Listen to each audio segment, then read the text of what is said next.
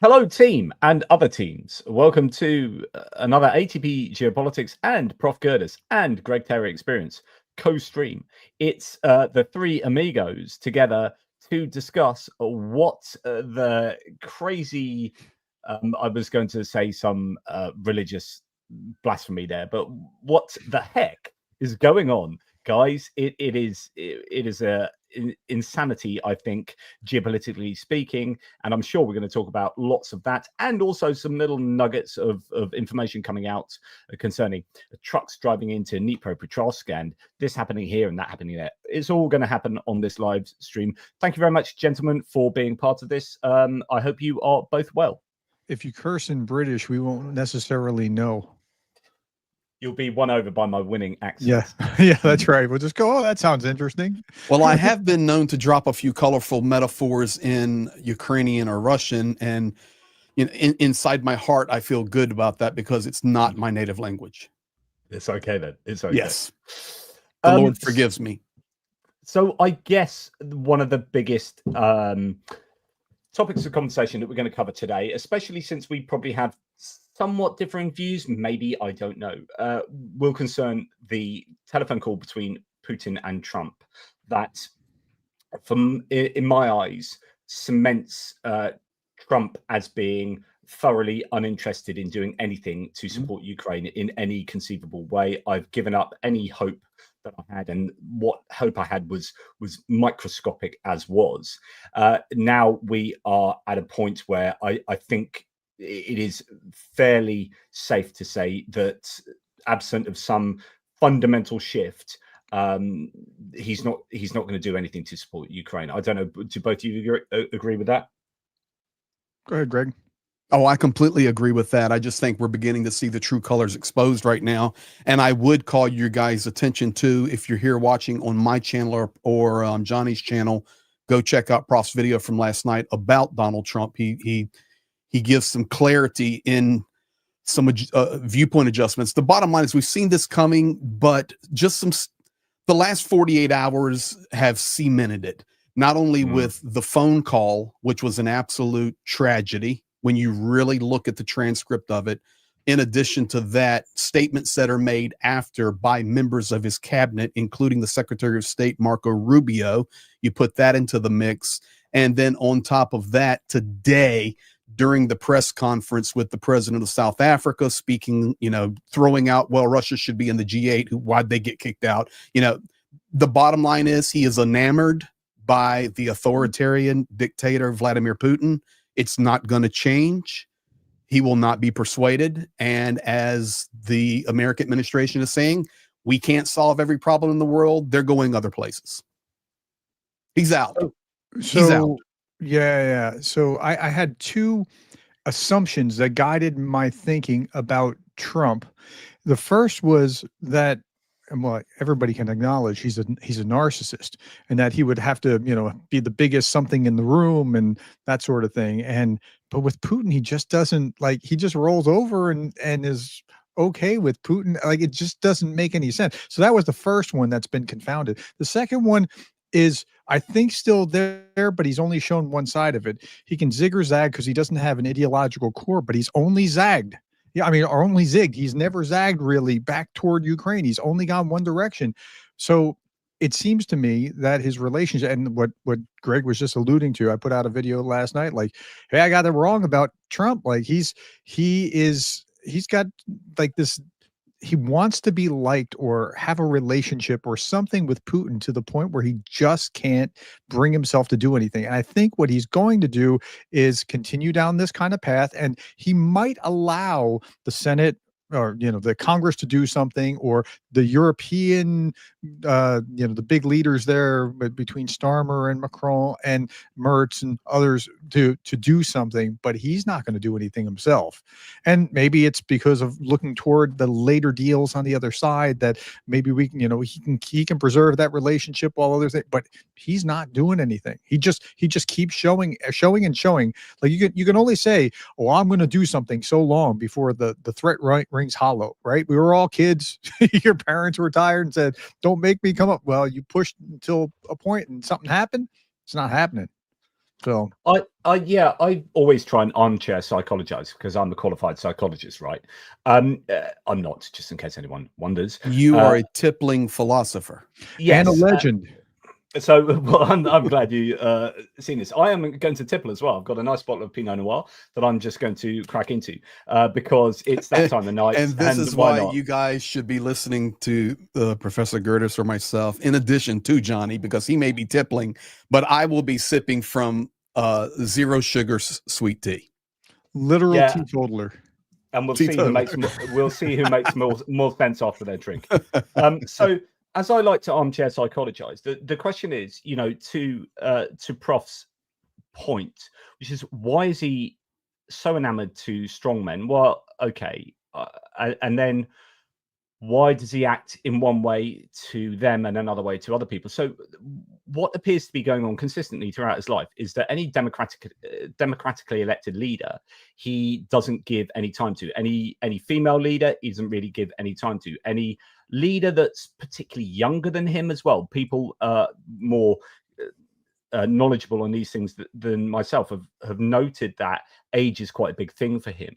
So when you look at Putin, when you look at Xi Jinping, when you look at Viktor Orban, they're all of a sort of, aged enough to be people that he can give respect to. These are all people he aspires to be. People like Emmanuel Macron and Keir Starmer and Friedrich Merz and Volodymyr Zelenskyy. It doesn't appeal to him to be democratically elected. He wants to be a strong man. What he said about Kim Jong-un, where he says, I want my people to sit up straight like they do for him, tells you all you need to know, I think, about Trump. So I think he is insecure enough to still need validation, right? This is my psychologizing, that he needs that validation, which is why he's always fawning after people who speak well of him. And he really, really does love to be adulated, right? And he hates difficult questions. Today, in that Cyril Ramaphosa White House meeting, the South African leader, he went off on the journalist who gave him a difficult question. He can't handle difficult questions. He needs to be given fawning appreciation all the time. And I think he will just roll over for those strong men because those are the people he wants to be. And that gives him, it's all this kind of weird validation where he sees people as weaker than him. Democratically elected leaders are just by default weaker. And he craps on them, but then fawns over the people that he wants to be. And I think that's a dynamic. Yeah, he has an interesting mentality. He seems to see the world in terms of two classes, but they're not economic. They're like, there's the kings and the killers over here, and then there's everyone else that are the sheep, right? I mean, that's and it's interesting that's the way he sees the world, because most Americans don't think like that. Most Americans love an underdog that can fight back and win. As I understand, the Brits, they like dead heroes. We're famous for liking underdogs, actually. So it's a big thing in British mentality is the underdog. Yeah. Dead British or dead underdogs, though. Those seem to be lionized from what I can detect. That's just my perception. But okay, I like the charge of the light brigade kind of something like. That's not a good idea, guys. But okay. But he doesn't seem to think that way at all. He seems to think exactly the opposite. He wants to be with the killers on the other. So it's just odd. And I don't claim any deep psychological understanding here, but he just doesn't seem to want to depart from this path that he's on, and everything is just bending to that. Let me throw this in here because I was just watching the press conference with the South African president, and the reporters were actually trying to get a response from the president of South Africa. And this is when a couple of the jokes were dropped. What in the hell is Zelenskyy doing in South Africa? Trump joking and laughing, and the president of South Africa said, well, he's there trying to make peace. And then this is where the G7, G8 comment comes out. Russia needs to be in, Trump making those statements. And that can be looked at separately. But when you can go watch this, guys, anywhere. When the president of South Africa was trying to speak, Trump would not even let him answer. And the reporters were screaming at him literally screaming at him, let him answer, let him answer, let him answer. And Trump is going, quiet, quiet, quiet. I'm not making this up. Just go look it up. It's what just happened. So if you think about that, you think about his, as you guys were just talking about, his viewpoint, how he views the global stage, these world leaders, dictators, authoritarian figures. And then you put on top of that, let's go back to his cabinet meeting, everybody around the table, and it was just, you know, spread out there. Everybody sits around and they praise Trump. You've done this great. You've done this great. So we see the clues there. Okay. But the reality is, can a zebra change his stripes? No. Oh, he's just paraphrasing a biblical verse there, Johnny. You watch out. But a snake can shed his skin. And I am fully convinced now, 100%. I was already, but now even more. After the call, it's over. It's absolutely over. Donald Trump is moving on to greener pastures. And to answer your guys, maybe everybody's question in a nutshell, why would he do that? Because he ran into the boss. And the boss was sitting at the school having a little conversation with him, walked out, stopped by the men's room, and within 3 minutes of hanging up was in front of the cameras going, this is what unfolded. And that's it. He's out of his league completely. And he's just going to move on. That's what bullies do. If you can't be the bully in charge, you go somewhere else to bully. So that's my personal viewpoint. He's done with Ukraine. He hates Vladimir Zelenskyy with a passion. I don't care what he says. He hates him. Agreed.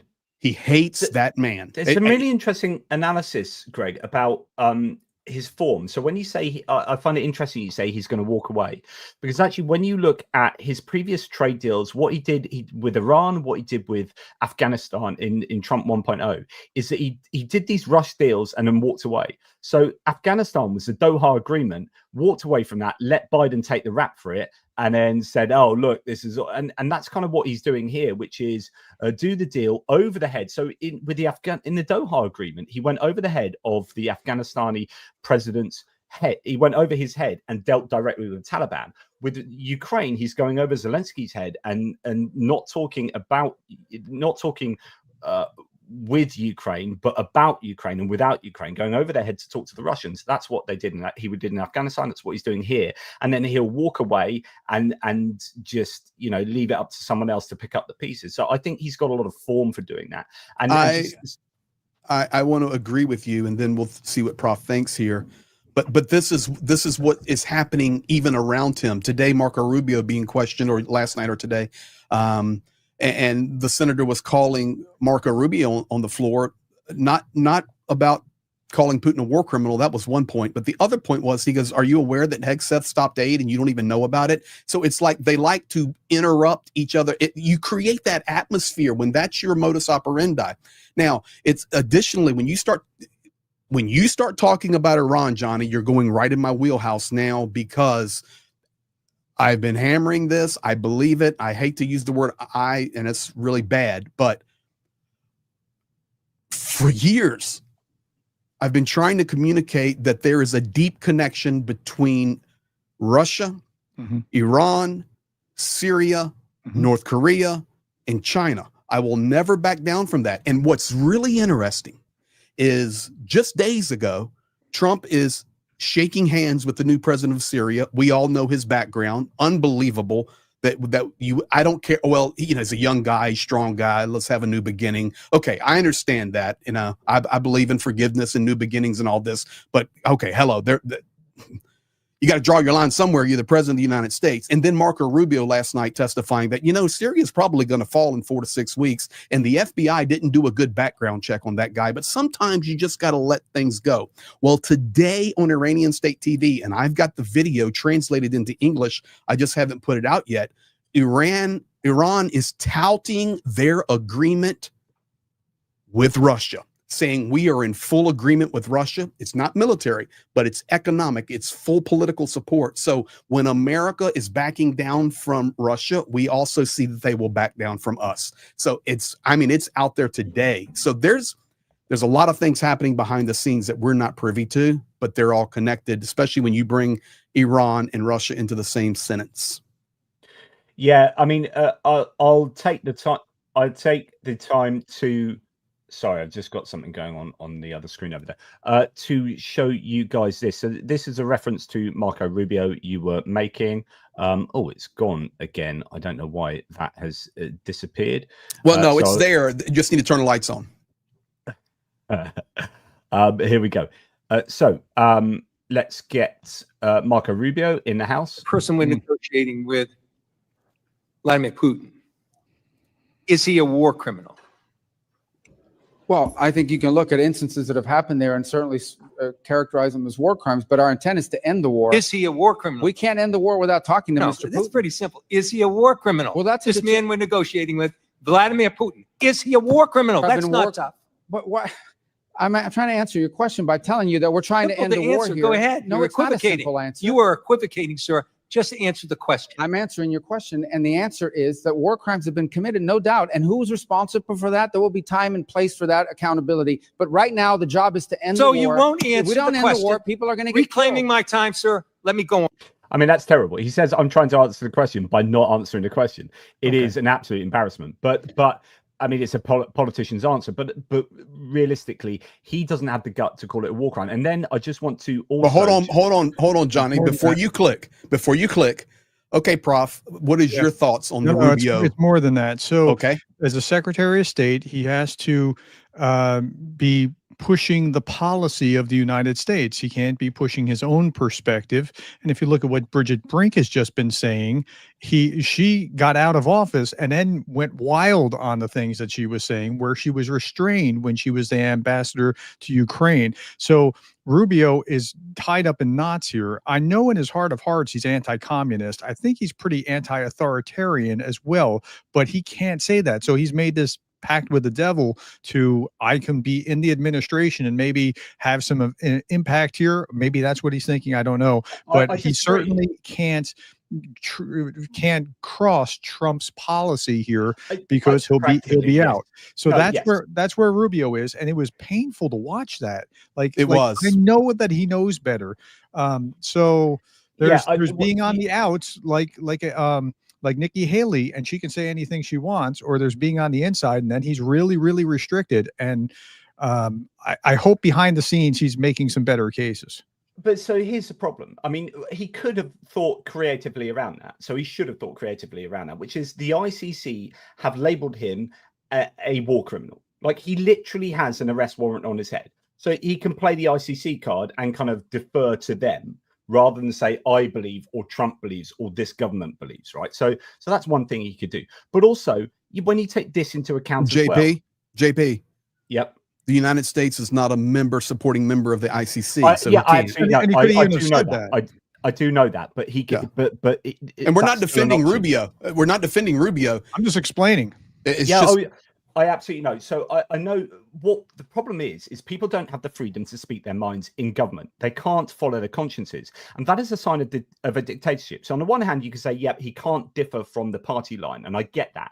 But when you are starting to see that, here's another example. This then starts getting problematic for the American government at the moment. So the US objects to supporting Ukraine in the G7 statement. The US is opposed to including, quote, further support for Ukraine in the G7 statement. So not only do they not want to give more support as part of the G7 to Ukraine, that is being hashed out by the finance ministers in Canada, Washington is also reluctant to describe Russia's full-scale invasion of Ukraine as illegal in the text. So they can't even now say that the war is illegal. And I find that utterly disgusting. It is. So you know, yeah, I understand that Rubio can't differ too much from what the bosses say, but that's because the bosses are unwilling to accept any obviously factual claim about what Russia has done and is doing in Ukraine. I don't think you'll get any argument that that's terrible. I mean, we're all in agreement that that's wrong. And I mean, there's more to the story with the G7. The G7. Why is Russia not in the G? It should be Russia in the G8. Well, wait a minute. Like Russia's G11, if you're going to actually count, right? I mean, G8. They're not in the G8 because they're being punished for bad behavior. That's why they're not there. And so, to understand Trump's mind, I think you have to just remove the morality. Maybe this is a good thing for you, Johnny, to try to think through. All right. If you just simply remove any moral constrictions, does he make sense? Well, now we can just make it right. Absolutely. Yeah. Yeah. So that's, I think, where Trump is, and that's not where the rest of us are, because like morality matters. So you can't just oh well, leave them to their fate. Let them do what they're going to do over there. That's over there. That's not here. It doesn't matter to us. You can't do that. And think about this. I've been watching Marco Rubio for 20 years in his career coming out of Florida, and he really has fallen off the bandwagon and I mean, it's unbelievable the change in his rhetoric from even 5 years ago, where he is literally calling down fire and brimstone on Moscow, to what we just saw today. But like Prof says, he reports to the President of the United States, and I see F. Oink with a great question over here. So here's where we're at, guys. We're coming to a critical mass event, I personally think, and I'm not prognosticating, I'm not prophesying. I'm just saying this is it right here. If Rubio won't follow his conscience, he values personal power over morals, autocrat. Absolutely. Okay, got it. Self-interest. But 24 hours ago, his boss is saying the phone call was so good, we just called each other on a first name basis, Vladimir and Donald. And listen, this thing's just got to get ended. And when it's all over, we're going to make Russia rich. They're going to have all this business.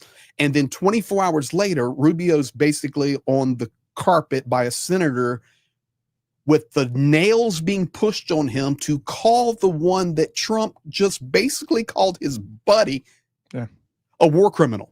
So you're right. You're right. You're at a moral crossroads in Russian or Ukraine, tupik. We're at a dead end, and something's going to break. We're seeing it already. We see, Prof called it perfectly. As soon as the ambassador from Ukraine, Brink, left and she got out of Ukraine, she smashed. She wrote as well. She went bonkers. We've seen Nikki Haley stand like a beast against this administration and stand for Ukraine. We're going to see more of it because it can't continue. It looked like to me, honestly, that Marco Rubio was so tore up inside, he was going through an enigmatic process. It looked like he was having an enema. I think he's looked like that for about 3 months. Like every time you see him in I think his guts are in a knot, man. In the Oval Office is and I'm not defending him because he has to stand for what he said. He didn't call Vladimir Putin a war criminal. Okay, you're a coward, sir. But when you look at the big picture, but for sure, he is. So he's aging by the day. It's depressing when, as you see here, underpinning the intense feeling of frustration in Ukraine is a fact that appears obvious to almost everyone except Trump, that after 119 days, Putin has not made a single concession that suggests he is truly interested in peace. Like, not a single concession has been made. And then when you start putting that together with what the Russians themselves are saying in the newspapers about Trump, which is, these are quotes from Russian newspapers, Steve Rosenberg from the BBC's picked out. Trump's stance couldn't be more advantageous to Moscow. Trump is our ideological partner. Just breathe in the smell of the new world order. Yeah. So this is what I got wrong. When I was saying, like, I've got it wrong. I thought, no, Trump's ego won't allow anyone to one-up him, but he's allowing Putin to one-up him left and right. Like he really does look terrible in front of the world. Like that the American president's allowing the Russian president to just kind of direct him wherever he goes. And it's like he either can't see it or doesn't want to see it or thinks that nobody cares, but he's allowing it. And you're right. He's so weak. It is incredibly weak. Whereas you would think he would want to be the strongest man in the room, but he seems to have this like desire to capitulate to other strongmen. This is a live stream. James was in there from Why Ukraine. Prof, if you meant to be streaming, we need to flip it on. Secondly, I'll record it after or Okay. pull it down or something. Secondly, Tuma with a really good comment here. Trump's defenders are really interesting to watch. They come up with crazy explanations with an awkward look whenever you ask about things. I think that's very accurate. It looks like they're in pain trying to. Yep. That's what Yeah, Marco Rubio they're looked like to me. contorted. Yeah, I mean, they have to work themselves into a pretzel to try to get Correct. to make sense of something. Yeah, and it's really depressing when you see or you hear that the conversation was so warm, right? That neither could put down the phone at the end. It's like, I love you. No, you put down first. No, you put down first. No, you put down first. And it's just sickening. So, as Bloomberg reported, actually, there's a slightly better one here. So this is from the Financial Times article, Why Trump Ditched Ukraine, an explanation from the Financial Times. Trump never once pressured Putin to stop the war against Ukraine. He never even raised the topic of a ceasefire in his conversation with him. I think that's appalling. After his call, Trump essentially abandoned his own promise to stop the war. The 2-hour conversation on May the 19th was so warm that neither Trump nor Putin wanted to hang up first. European allies and the Ukrainian leadership felt that they had simply been given up. Without explanation, without a position, just silence. USA is no longer trying to be a mediator. All diplomatic initiatives have been put on hold. Trump is now washing his hands on the matter and stepping aside. And after the conversation with Putin, Trump publicly told reporters that he had not even mentioned the missile strikes on civilians in Ukraine. So that there's absolutely no attempt to in fact, what's the most depressing, I'll be interested in your views on this, is the volte-face from Trump, where before the election he was saying, look, the way we solve this, and I'm going to solve it in one day, and I'll solve it even in 24 hours before I'm inaugurated. But he said, like, if Russia drag their feet, I will come down so hard on them with sanctions, and I will give Ukraine all the weapons they need. And if Ukraine drag their feet, I will not give them the weapons, blah, blah, blah. So what's happened is he's punished Ukraine for doing everything he's asked them to do. So Ukraine have not dragged their feet. They've said, yes, sir, yes, sir, yes, sir, every time Trump's asked for something, and he's punished them with withdrawing aid. They still hasn't fulfilled the presidential drawdown authority that's left over from the Biden administration. 3.8 billion left in that's been appropriated by Congress. So he's punishing Ukraine, and he's not demanded a single concession from Russia, and has not put any sanctions on them, and is now saying he's probably not going to put sanctions on. So, well, let me throw this in here, Johnny. I just put a video in queue for you. If you would play that, and I will preface this. Ukraine doing enough to get this? Yeah, go ahead and play it. Okay. Is Ukraine doing enough to get this? I'd rather tell you in about 2 weeks from now, because I can't say yes or no. Zelenskyy, he's 2 weeks. not the easiest person to deal with, but I think that he wants to stop. Okay, so of course they're playing it on Solovyov. It's where I like to get my videos from, so people can see what's being played on Russian media as well. Yeah. But if you notice, the question was, we will see in 2 to 4 weeks if Ukraine is doing enough to end the war. So there's no requirement for Russia to do anything. Is Ukraine doing enough? They've done Greg, after getting off the phone with Vladimir, here's another article I was reading today that was Trump was saying, well, but Russia's winning the war. Yes. Yes. So that's a big deal. I've got it in my notes to discuss with you guys. He fully said that. So that's a Bloomberg article that I've got that here indeed. So I'll just bring that up if you. So if he really believes that, why would he support the B team when he can support the A team, who's going to win the war after all? I mean, that's his mentality. And so this comes from a Bloomberg article. Russian advance in Ukraine is slowing despite Putin's confidence. And then somewhere down the article, if I remember correctly, it's where is it? Anyway, he's basically saying that that Russia is winning. The figures carry many caveats. Fighting that's been bogged down by Ukraine's frigid winters tend to intensify in the summer months. As with all conflicts, a war could lurch in unexpected directions, spurred on by political decisions far from the battlefield. But at Russia's current rate of advance in Donetsk alone, a region a bit smaller than Belgium, it would take several years to fully occupy it, according to Bloomberg calculations based on deep state data. Extrapolating from that, a purely theoretical exercise, occupying all of Ukraine would take well over a century. But Trump still seems to think that they are winning, and he indicated that in the conversation. So I'll just find the exact quote for that. But you guys say something. Yeah, I had someone who ran the math for me because I talked about this 2 days ago in my daily brief, and I said, okay, so I mean, they've taken roughly the size of the state of Delaware, and Ukraine's about the size of the state of Texas. That helps most Americans understand, like, that's not a lot, like within the last year. Okay, so how long would it take them to take the geographical borders, all the way to the geographical borders of those 4 oblasts, which is like, you know, another 20% of the total? And somebody ran the math for me, and it was like 6 to 7 years. At the present rate. Like, so now I understand that there are other variables. I totally get that, but like, it's not right around the corner. But I think in Putin's mind that it is, and I think in Trump's mind it is, because in Putin's mind it is.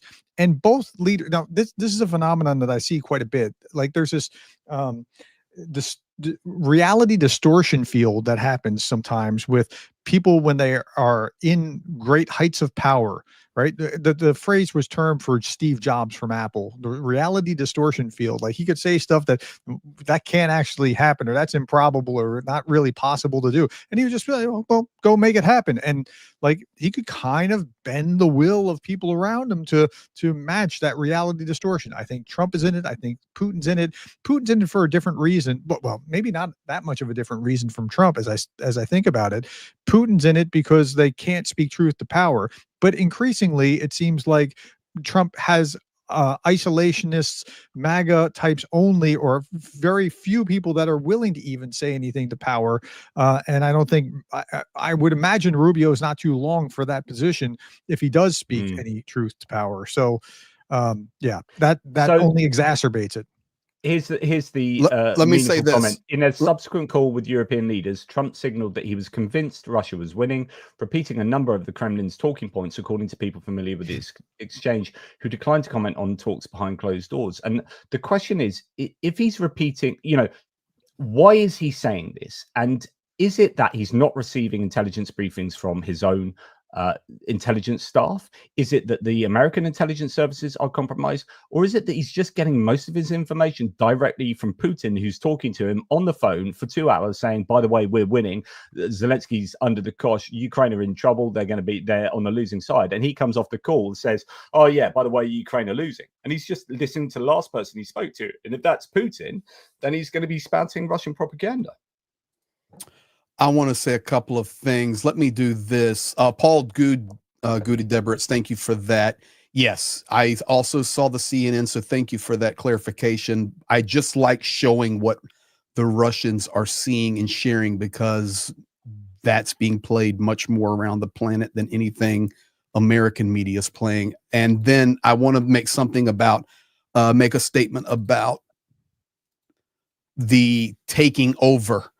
If you can you share that desktop there I just gave you, Johnny? Yep. All right. So this is just from a lot of time in Ukraine. Okay, guys. So here's the deal. We see what Russia is occupying, and I will outline Ukraine for you. So when we see or we hear news articles about, well, it would take 150 years for them to get Ukraine. Well, that's correct at this pace, but that's not the desire or the goal. You see, what will change this war much more than it's changing right now is the push on Sumy, which is happening. There is a massive buildup. I actually put it out on the video today. A couple of weeks ago, I was told by Zhenya and military guys that you will be hearing news about Russia coming into Sumy very strong, and it's going to be very difficult for us to stop them. We're starting to see some of that come to fruition. So that's here. We're seeing, and it's being reported, and it's facts, the buildup on Kharkiv.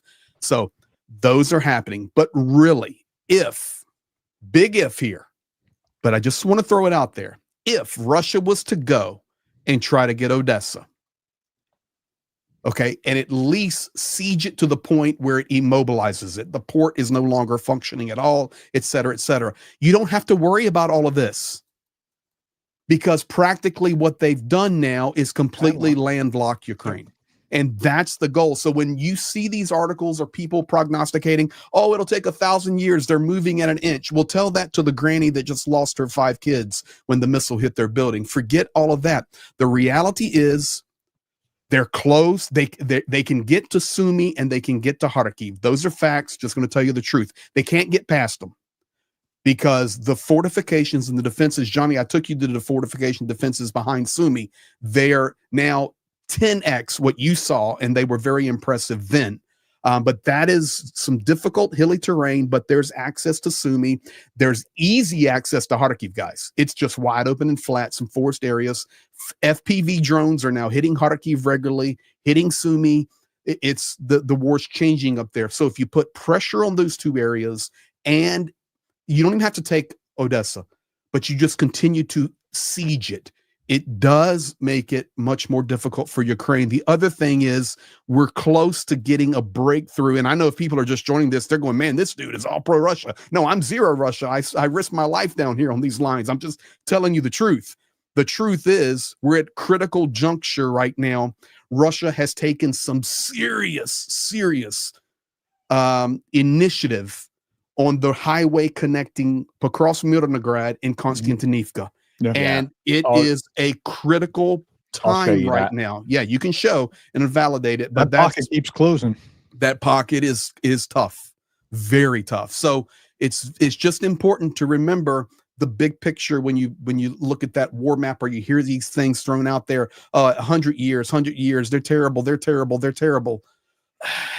Yeah. Ukraine in reality is kicking their tail, but the fact is, there's some challenging places right now. And when we hear U.S. really moving away quickly, it's not good. So yeah, this is the critical area right there. That's the hook in the road. And Ukraine are really trying to fight back in Toretsk. Yes. But they, you know, it looks like Ukraine just doesn't have the massive troops and equipment to be able to enforce a sea change anywhere really along the front line. It's going to be very difficult. It seems to be to just hold little, Konstantinivka. Yeah, it seems to be little like tactical hits back at the Russians here and there to try and stem the flow, but you're not sure. You know, the problem, I think part of the problem, to get a bit to talk about the front line a little bit, is that the Ukrainian defenses along the front line have been adapted to the fact that they can't get too many troops to the front line, and so the way of defending the front line is to create a 10 to 15 kilometer corridor of air superiority with regard to drones. Now, what's happened, and this is a particular area, I was talking about this in my frontline update today, this is where it's been happening quite a bit, is the Russians have adapted to that by developing motorcycle attack groups. So where you used to have 3 APCs with 20 people in each APC or whatever, like rammed on them, but then they would become individual targets, would be quite easy to take out with mines, with the weight of them, and with drones, right? So then you'd just have one target you had to hit. Now you've got like 50 motorcycles with the same amount of people on, like 70 people on 50 motorcycles or whatever, and each one of those has to be hit individually. And so because there's no one manning the contact line, you've got a second line of defense back further. What the Russians need to do is break through the drone corridor to hit that second line of defense of machine gunners and mortar crews and whatnot, and they're starting to do that, and that's what's happening around here, where you've got motorcycle attacks that are happening. You know, that's originally what started this sector here, where they gained all the way up to here, is they did a massive motorcycle attack that broke through the lines, and Ukraine will now have to work out how to deal with motorcycles. And it's interesting to hear today that the Ukrainians have produced their own motorcycle units. Thank you. I wanted to make sure you said that. There's 2 points, and then they don't attack that much, so you know. But hang on, because I always want to be completely truthful on this war. Okay, first of all, Yana, Project Constantine is in here, and Thank you for Project Constantine Hi, and the Anna. work of Peter Fouché. And she made a great comment. I want to draw attention to it. She said, when you hear quite often the rhetoric, well, it'll take Russia 100 years, but to take it out, it removes that human factor of the people that have lost their lives. And that is what we're trying to say as well. So thank you for that, Jan, and thank you for all your work. And guys, we have a joint project coming up. Gerdes, Constantine, and myself. Just be ready. It's coming. Jan is finishing up the administrative work behind the scenes. Going to be awesome. That was the commercial. Secondly, when Ukraine started to report a few months ago that Russia's now using motorcycles and mopeds, what happens is everybody starts to laugh. They make memes. They do all of this. And Russia loses a lot of lives. They don't care. They don't care about life. But Johnny, as you very well described, they were able to gain some tactical success by utilizing that, even though it was very costly on the lives. Now, now donkeys, that's a different story. We won't go to donkeys. Okay. That's ridiculous, but funny. But the reality is there is some value tactically, because this is not Vietnam. This is not World War II. This is a drone war. We're trying to encase literal roads with chain link fencing and fishing nets to keep people alive. We have tanks and APCs running around with full wire network systems around them to keep them functioning. So it's mentally, we have to think of a completely different war. All of the warfares from modern history wrapped up into one.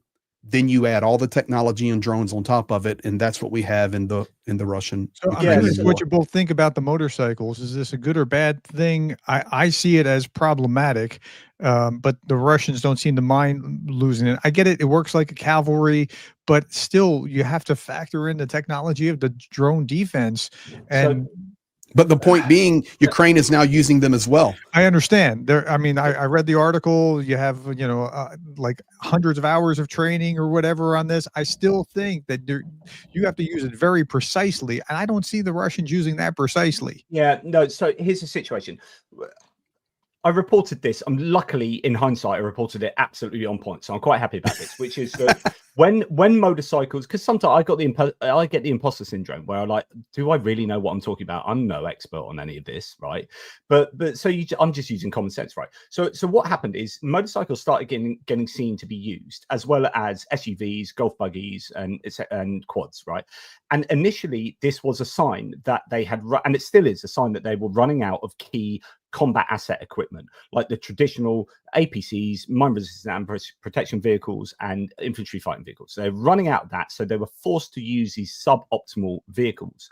But then they found out that the suboptimal vehicles that they were being forced to use conveyed an advantage. And the advantage they conveyed is, one, they were able to move really quickly on them. Two, there were more targets rather than focused targets of an IFV with 20 people on an IFV. Now you've got 20 people on motorcycles, and you've got to hit all 20 of them with drones. And if drones is the only way that you're really, well, drones and mines, and these motorbikes were sometimes triggering mines, but not all the time. So now they've had to adapt by having lighter triggers to the mines.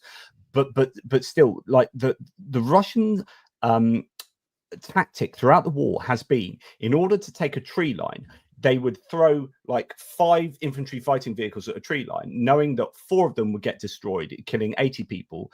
20 would get there, 5 might actually be able to hold on to that tree line. Then they send another wave, and out of 100, 5 get to keep it. Then they send another wave, and then eventually they have that tree line. And it's just a numerical advantage that allows them to do that.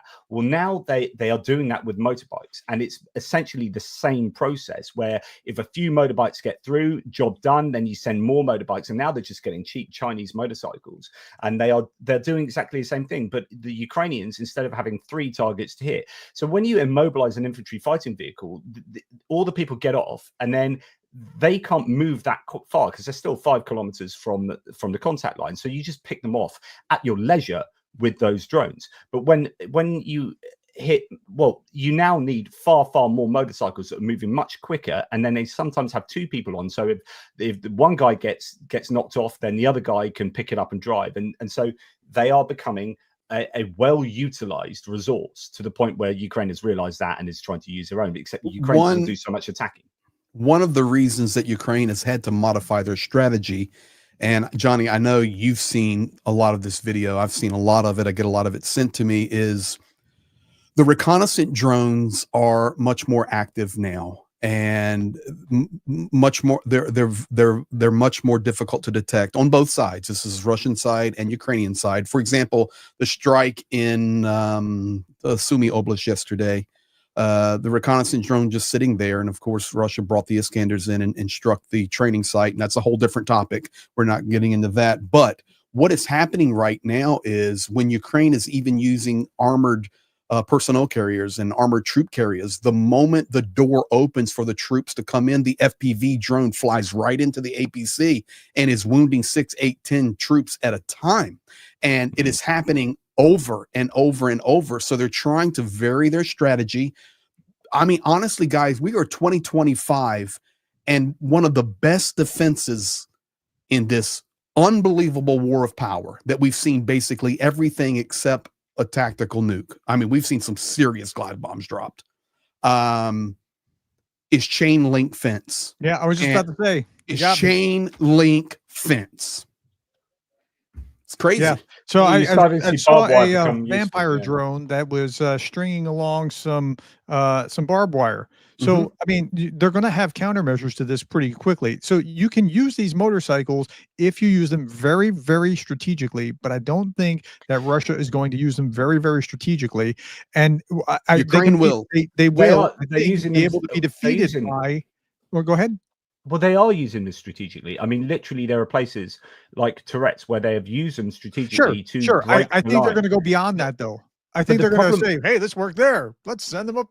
The problem with barbed wire is that you cannot lay barbed wire on the contact line, or from within 30 You as a kilometers of the human, contact line. but you as a vampire drone can string it. No, well, the ground drones are rolling them out. UGVs are rolling them out at the moment, but actually that's still not widespread, and it's still is slow and painstaking. So I think if you lay lots of barbed wire out further back, which is kind of what Greg was saying, once you get back further, then there are more substantial defenses of all different types. But at the moment, the motorcycles are providing enough of a headache for the Ukrainians. Interesting what Greg was just saying about reconnaissance drones. Here is Andrew Perpetua's map, and Andrew's map is brilliant because you can see certain things happening on certain days. Now, I don't know if this was whoever uploaded them all on the same day. First of all, you can see some reconnaissance drones over here being intercepted, geolocated.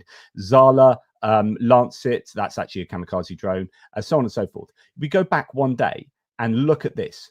These are reconnaissance drones, all of these that have been intercepted.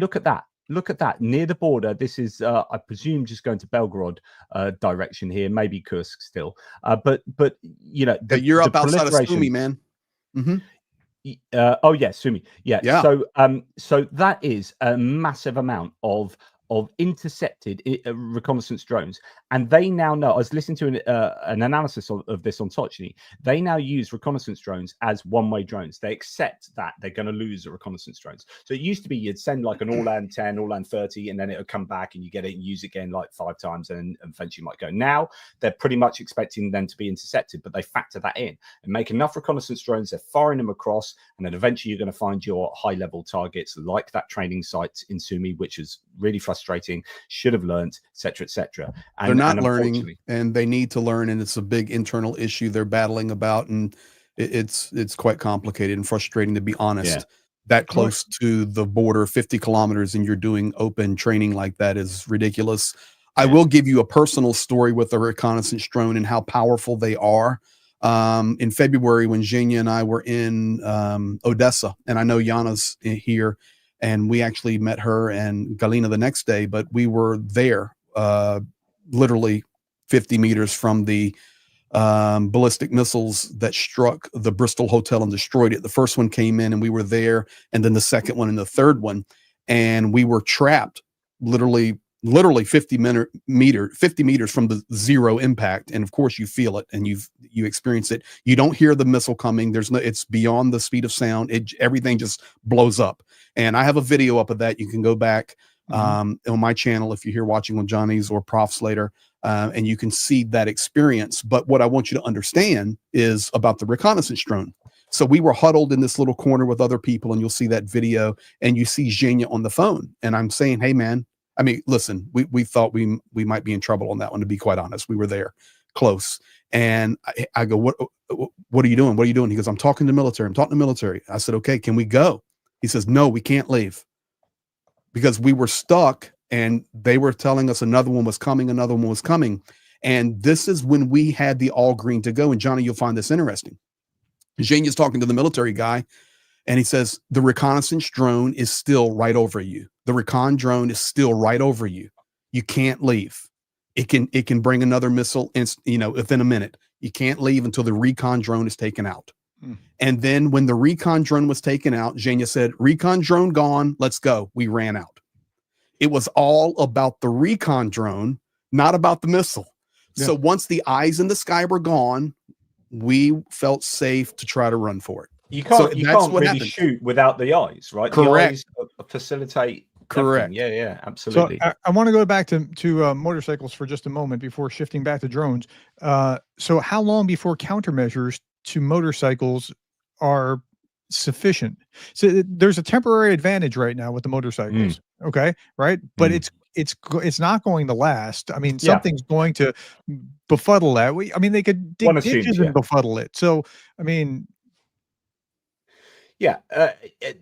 I mean, ideally, you have massive trenches the entire length of the front line that motorcycles can't get over until they provide little, I don't know, bridges they carry on their backs or something. Do you know what?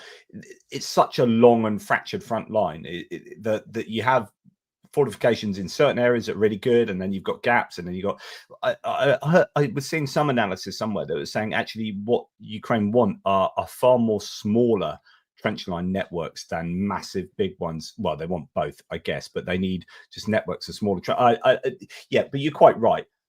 You would assume, as is the nature of warfare, that the countermeasures will be in place at some point. And if it gets to a point where they move back to the larger fortifications that sat behind the present front lines, then maybe motorcycles will come up against more barbed wire, more heavy trenches that they would need to negotiate, and it becomes more difficult.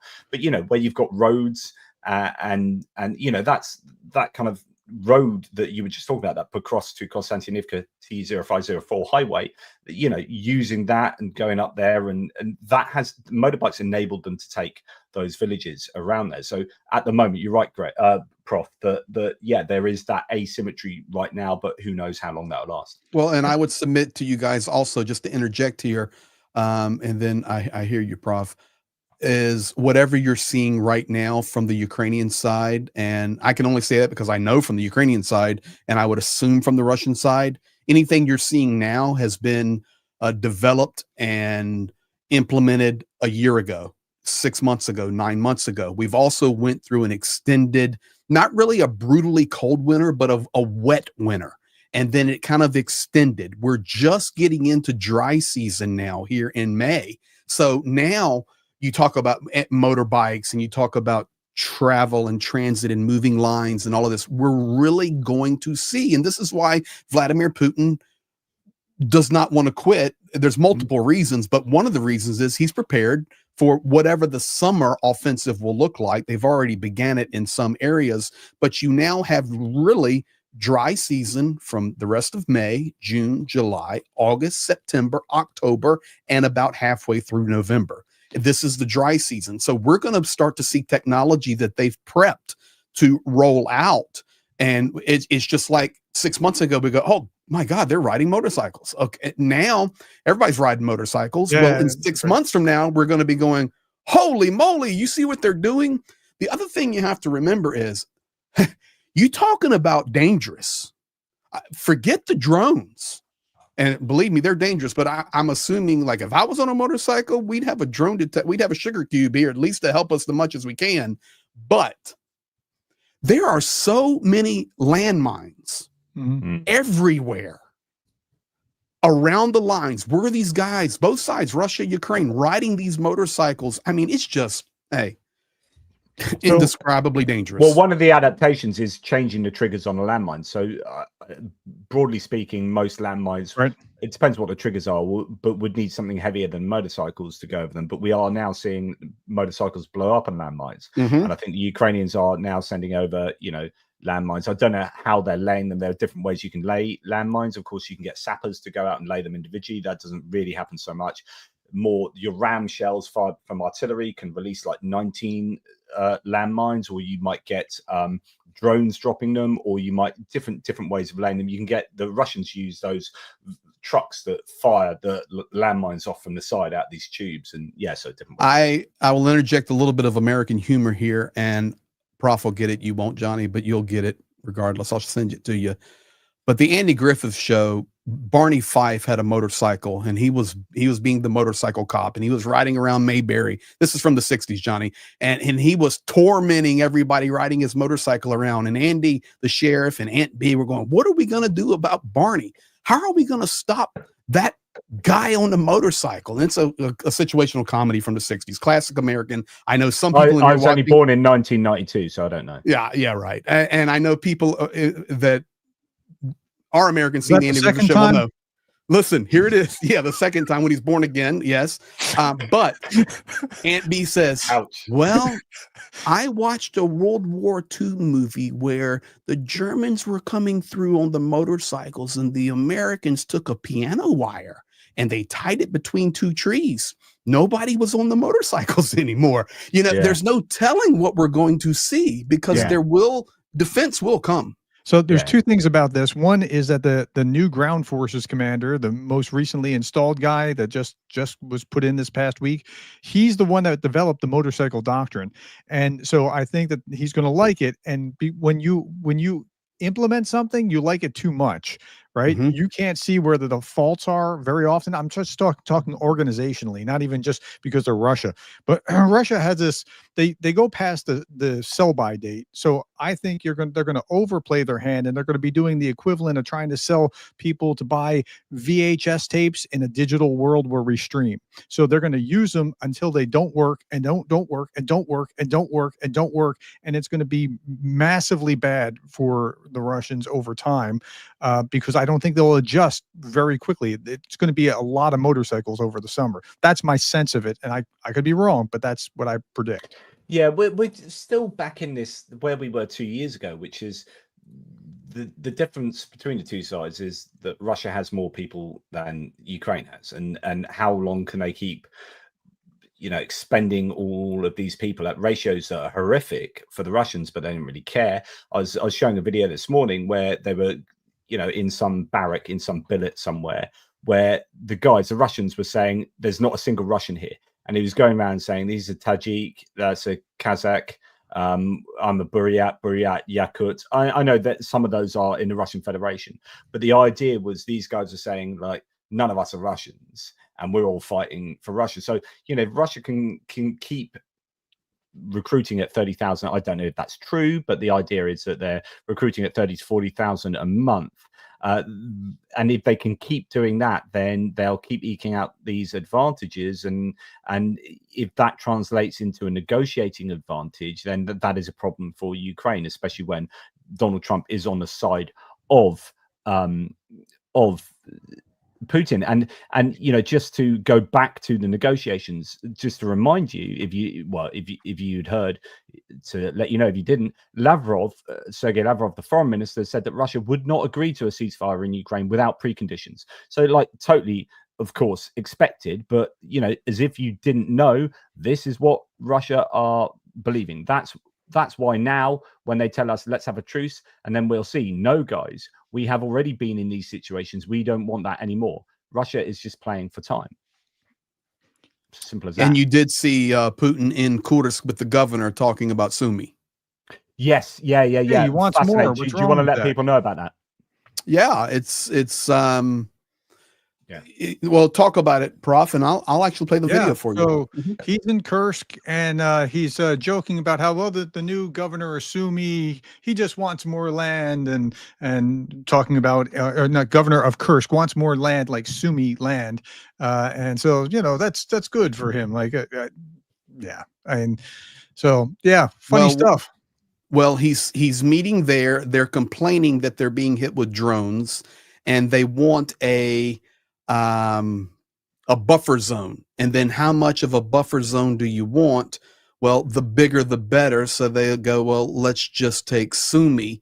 Everybody in the crowd there at the governor's meeting claps, and Putin says, well, that's what we like. We like big things. That's why I put him in as the governor, and that's the story behind it. But it's reality of what we're facing. And you can't just say, oh, well, they're just goofing off there and joking, whatever. No, there's Russian troops on Sumy territory right now, and they're building up.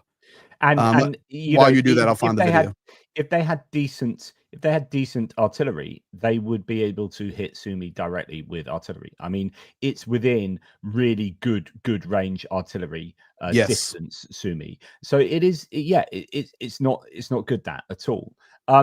What I find interesting on a negotiating front is this. So here you go. Here you go. Before you do that, here you go. Before, let's do. Actually, I want to do two. Okay, so a lot of you guys probably haven't seen these. Then here you go. Play that one first. Drones are a problem. We still have to push them back a bit further, and we fully support you in what you've said. May God give you health to do it. How many kilometers do we need between us?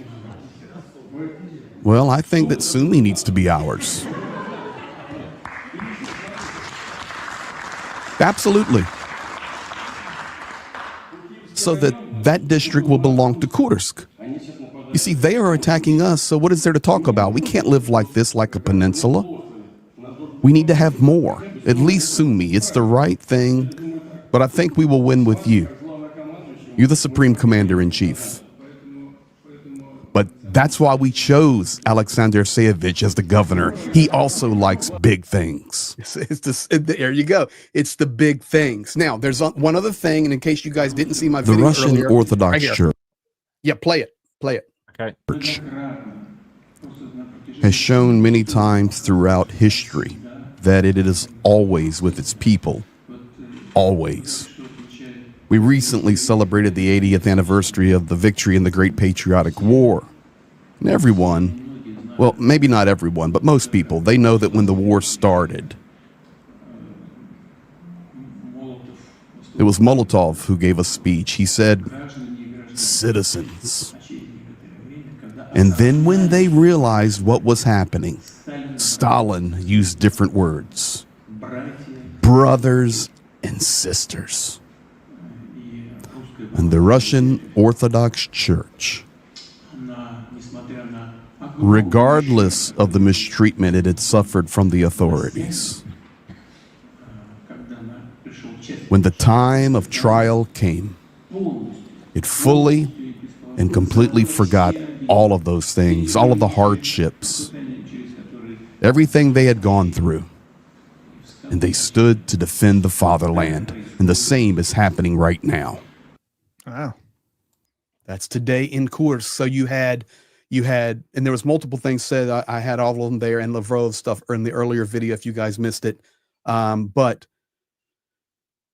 they make jokes about Sumy, laughing, but this is why we do big things. That's why I put you in as governor, and Russian troops are there and building up. So you have to understand it and recognize it for what it is. But then now you're hearing the references to Stalin and brothers and sisters and fatherland, and this is what we're fighting for now.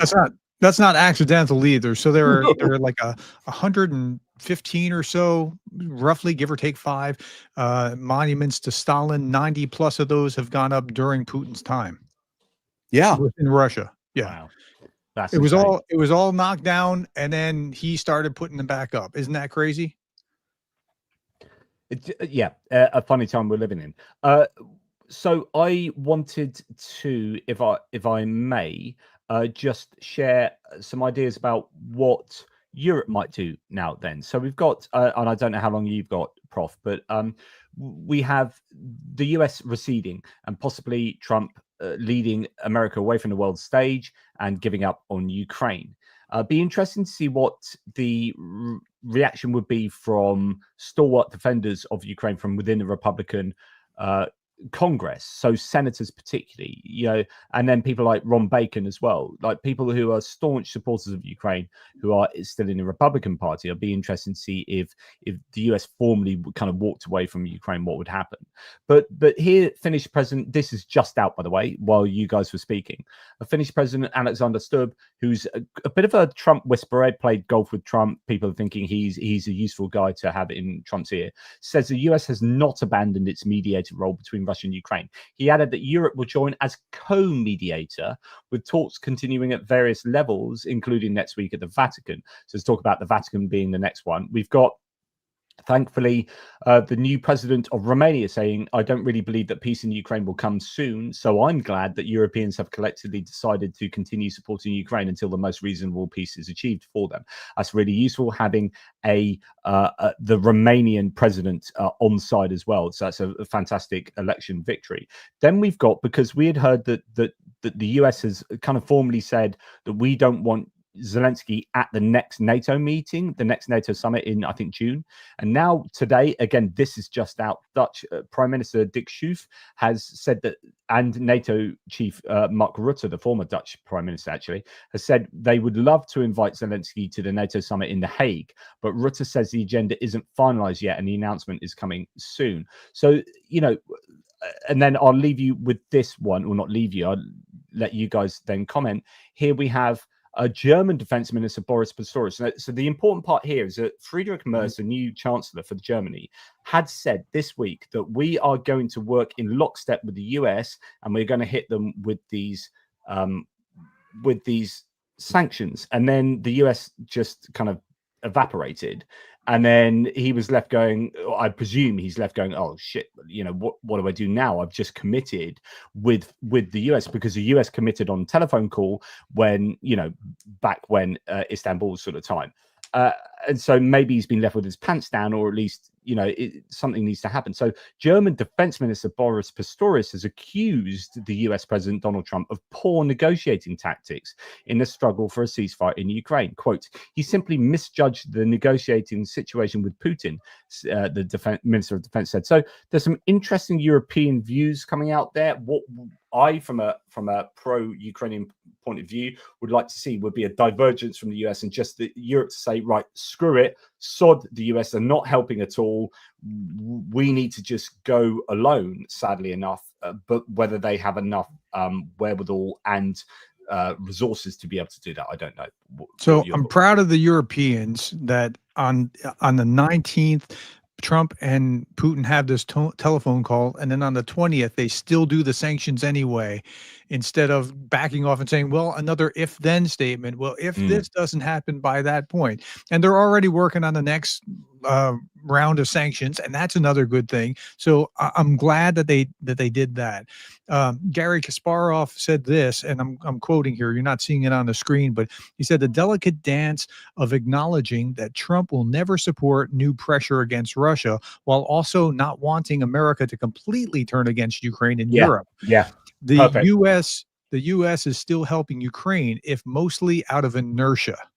Yeah. I think that's about where we are. That's a good summary. So now, they have to be diplomatic and say, Trump's in it, but Trump actually, I think, wants them to do the dirty work, kind of like a married couple who I don't really want to be the bad guy with the kids. I think, that's where Trump is. I don't really want to, I'm not going to be the one to do whatever. And well, if they did it, well, I mean, you know how she is, right? I mean, she has to be a hard case, and, I'm not like that. I think that's where Trump kind of is. And I could be wrong. That's just my perception, but I would do some serious bluff calling here. Well, I would be tempted for a European leader, or at least to get people within European governments to kind of go down the, how can we kind of publicly intimate that Trump is weak? I think Trump would respond to being called weak, and he would want to prove them wrong. And I think if Europe said, well, if the US is going to be weak, no, if Trump is going to be weak on Russia, if Trump is going to let Putin steamroller him, then we are going to have to stand up for democracy around the world. But how to say it exactly? Like that could backfire, or that could go well. It could, but high risk, high reward. Like what have you got to lose here? Like as far as a European nation saying that, yeah, okay, sanctions and blah blah blah, but as it's not sanctions, tariffs. But I would really be inclined to say that. Yes, Greg. I stand by that's enough. my analysis that Donald Trump detests Vladimir Zelenskyy, hates Ukraine. His head is full of the propaganda filled by people like Tucker Carlson and others in his circle. And I don't think he has enough brain power to understand. I think he has some serious issues. When you listen, I'm not here to make fun of it or joke, but when you even under pressure, in reference to, and it's very sad, Joseph Biden's terrible cancer diagnosis, and they want to start running with all these conspiracies, whatever. I'm not going down any of those holes, but when you're standing in front of a camera and you call it stage 9 stage 9 cancer, I understand your intelligence level. Listen, we all speak for livings. We're in front of cameras. That is a professor at a university. You are a tippling philosopher. I'm a preacher. We're all YouTubers now. This is what we do for a living. We don't make those kind of mistakes. That's a stinking president of the United States. And if you don't have enough sense to know that there is no such thing as stage 9 cancer, and you want to be disrespectful to people in your circle, you can't go from one day calling him a dictator to the next day calling him the president. No, I don't think he has enough intelligence to do the smooth move that Professor suggested. Do you know the other thing? I wasn't suggesting that he would that Trump was going to make some smooth move. I was saying that it would be diplomats from Europe that would just kind of needle him into that carefully. Like, but again, that's my assumption that Trump doesn't want to be seen as less than the alpha. But I may very well be wrong about that. Well, let's look at it this way. Let's look at it this way. No matter what you think about him, anybody in the world, wherever you're watching, and no matter, politically, religiously, socially, whatever, if you look at the history of Marco Rubio and the immigrant, the Cuban background, the immigration, the education, forget the politics. He really is a bright guy. So for him to fall so far to the level that he's now at, I don't see how somebody from Europe is going to sway Donald Trump. If Marco Rubio can't, I don't see how. Yeah, no, but it's sway. But they're not. The swaying is calling him out as weak. Like Rubio's never going to do that. Like if Rubio wants the precious. Yeah. Mm-hmm. Like he's not going to stand up. If someone said, "Oh, that is weak," like Trump is weak, I thought he's a strong ruler, but actually he's pretty weak. I mean, even Putin eats him for breakfast. Like that's the sort of thing that will go like Trump would go, right, I'm going to prove you wrong. Like I'm going to sanction the crap out of these guys. Do you know what I mean? Is that that's the only I see that as the only way of mobilizing Trump's morality here. Well, it's not morality, it's mobilizing his sense of self and his narcissism. Is like, no, I can't be seen as weak. And honestly, other than that, I think, well, that clarification, now I understand both of what you're saying. Oh, I get that. Okay, so I think I had it in the thumbnail a couple of days ago after the call, or one of the videos I've done in the last few days. Been a lot of them because so much going on, but it was like Putin ended the call, and the voice box, his little statement is, well, that was easy. I really think it's easy for him to deal with Trump. Yeah. So we need somebody to make it difficult. No, exactly. I love this. Is this a selfie?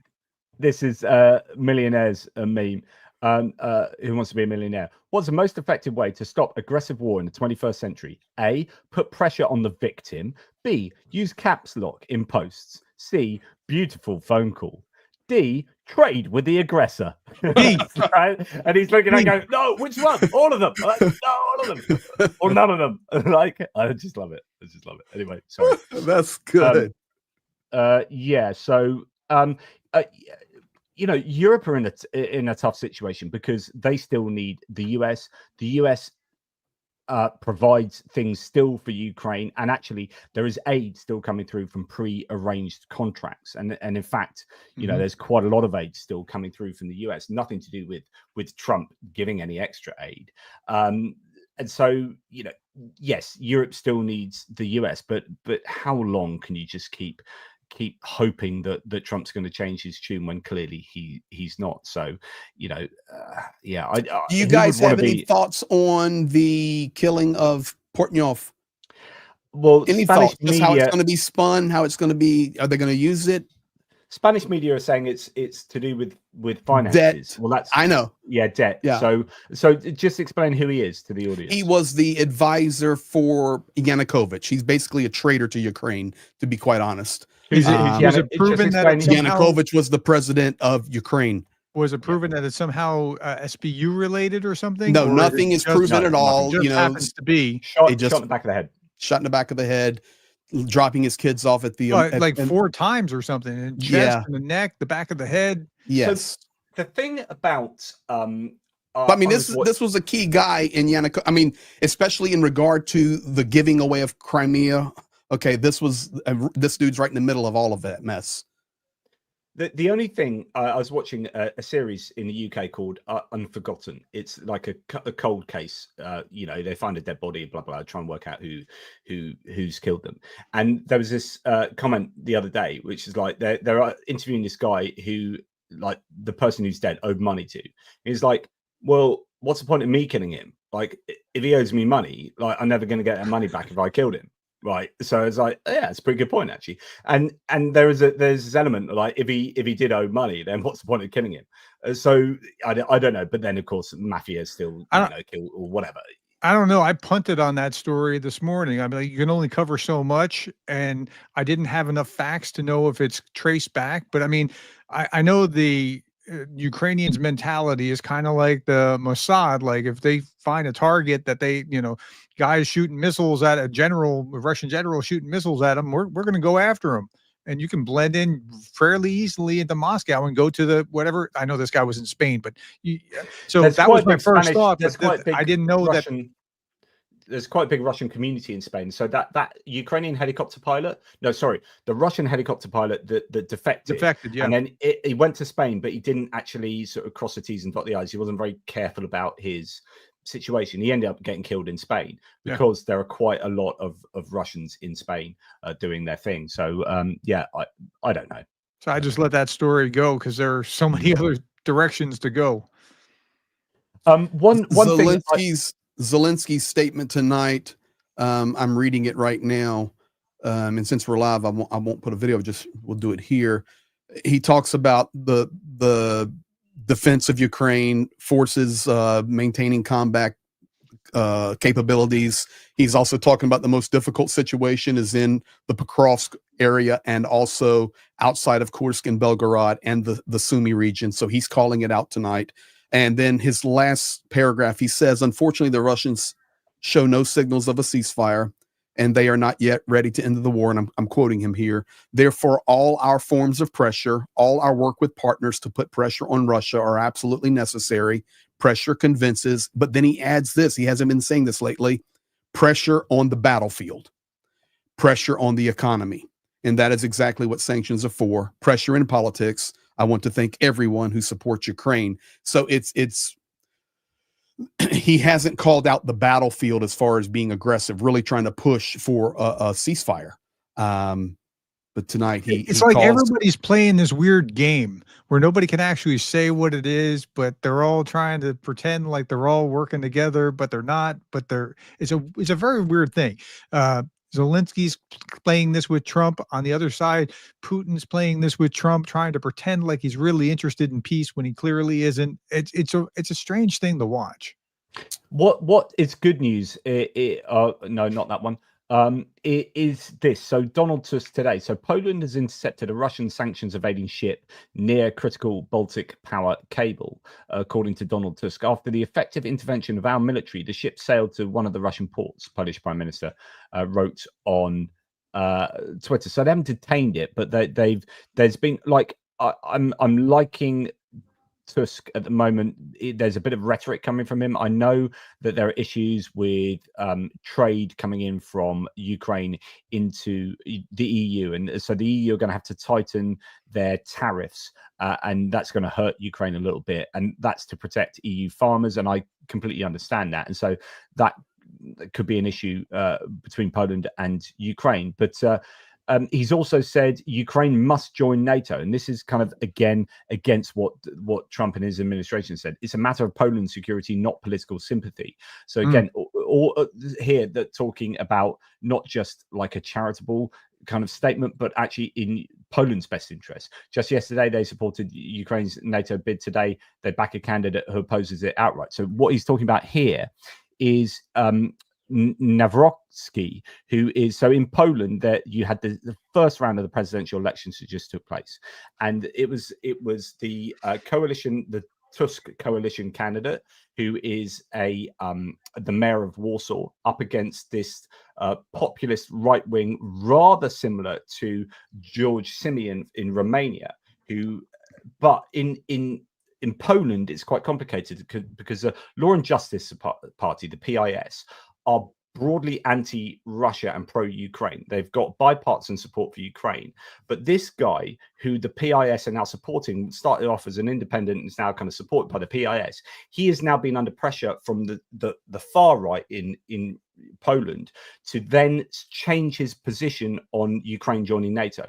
So Nawrocki is now up for president, is now saying, if I'm president, I will be against Ukraine joining NATO. So now Ukraine's being brought into the limelight for this Polish presidential election. So this is why Donald Schiff has said in a pointed statement, Donald Tusk has said he's accused the PIS party of a stunning overnight shift. Just yesterday, they supported Ukraine's NATO bid. Today, they back a candidate who opposes it outright.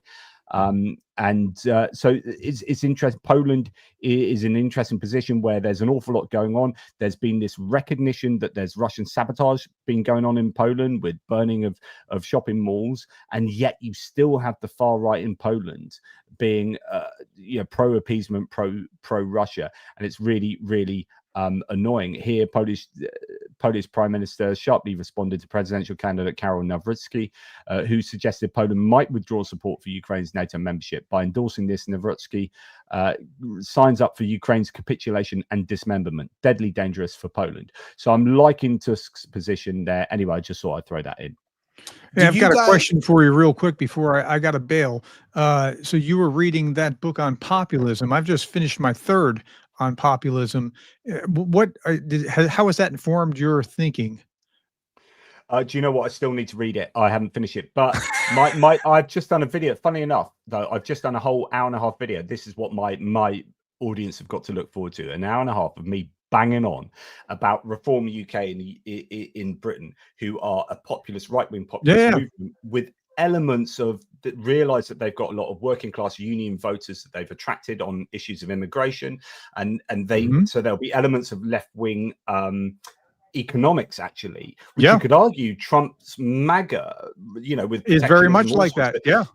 So I see Reform as just a carbon copy of MAGA republicanism and Rassemblement National and AFD and etc. And I'm quite fascinated in populism at the moment, which is invariably this idea of elites, us against them. So we're going to rise the populace up against the elites, where the elites in the US, for example, have been the political establishment, which Democrats, interestingly, you would have 20 years ago said the Republican GOP was kind of the political establishment. Now the Democrats are standing up for the democratic institutional norms and mechanisms, which is fascinating. But what MAGA republicanism has done as a populist movement is replace political elites with oligarchy, broligarchs, and tech elites. So you're replacing it with billionaire class.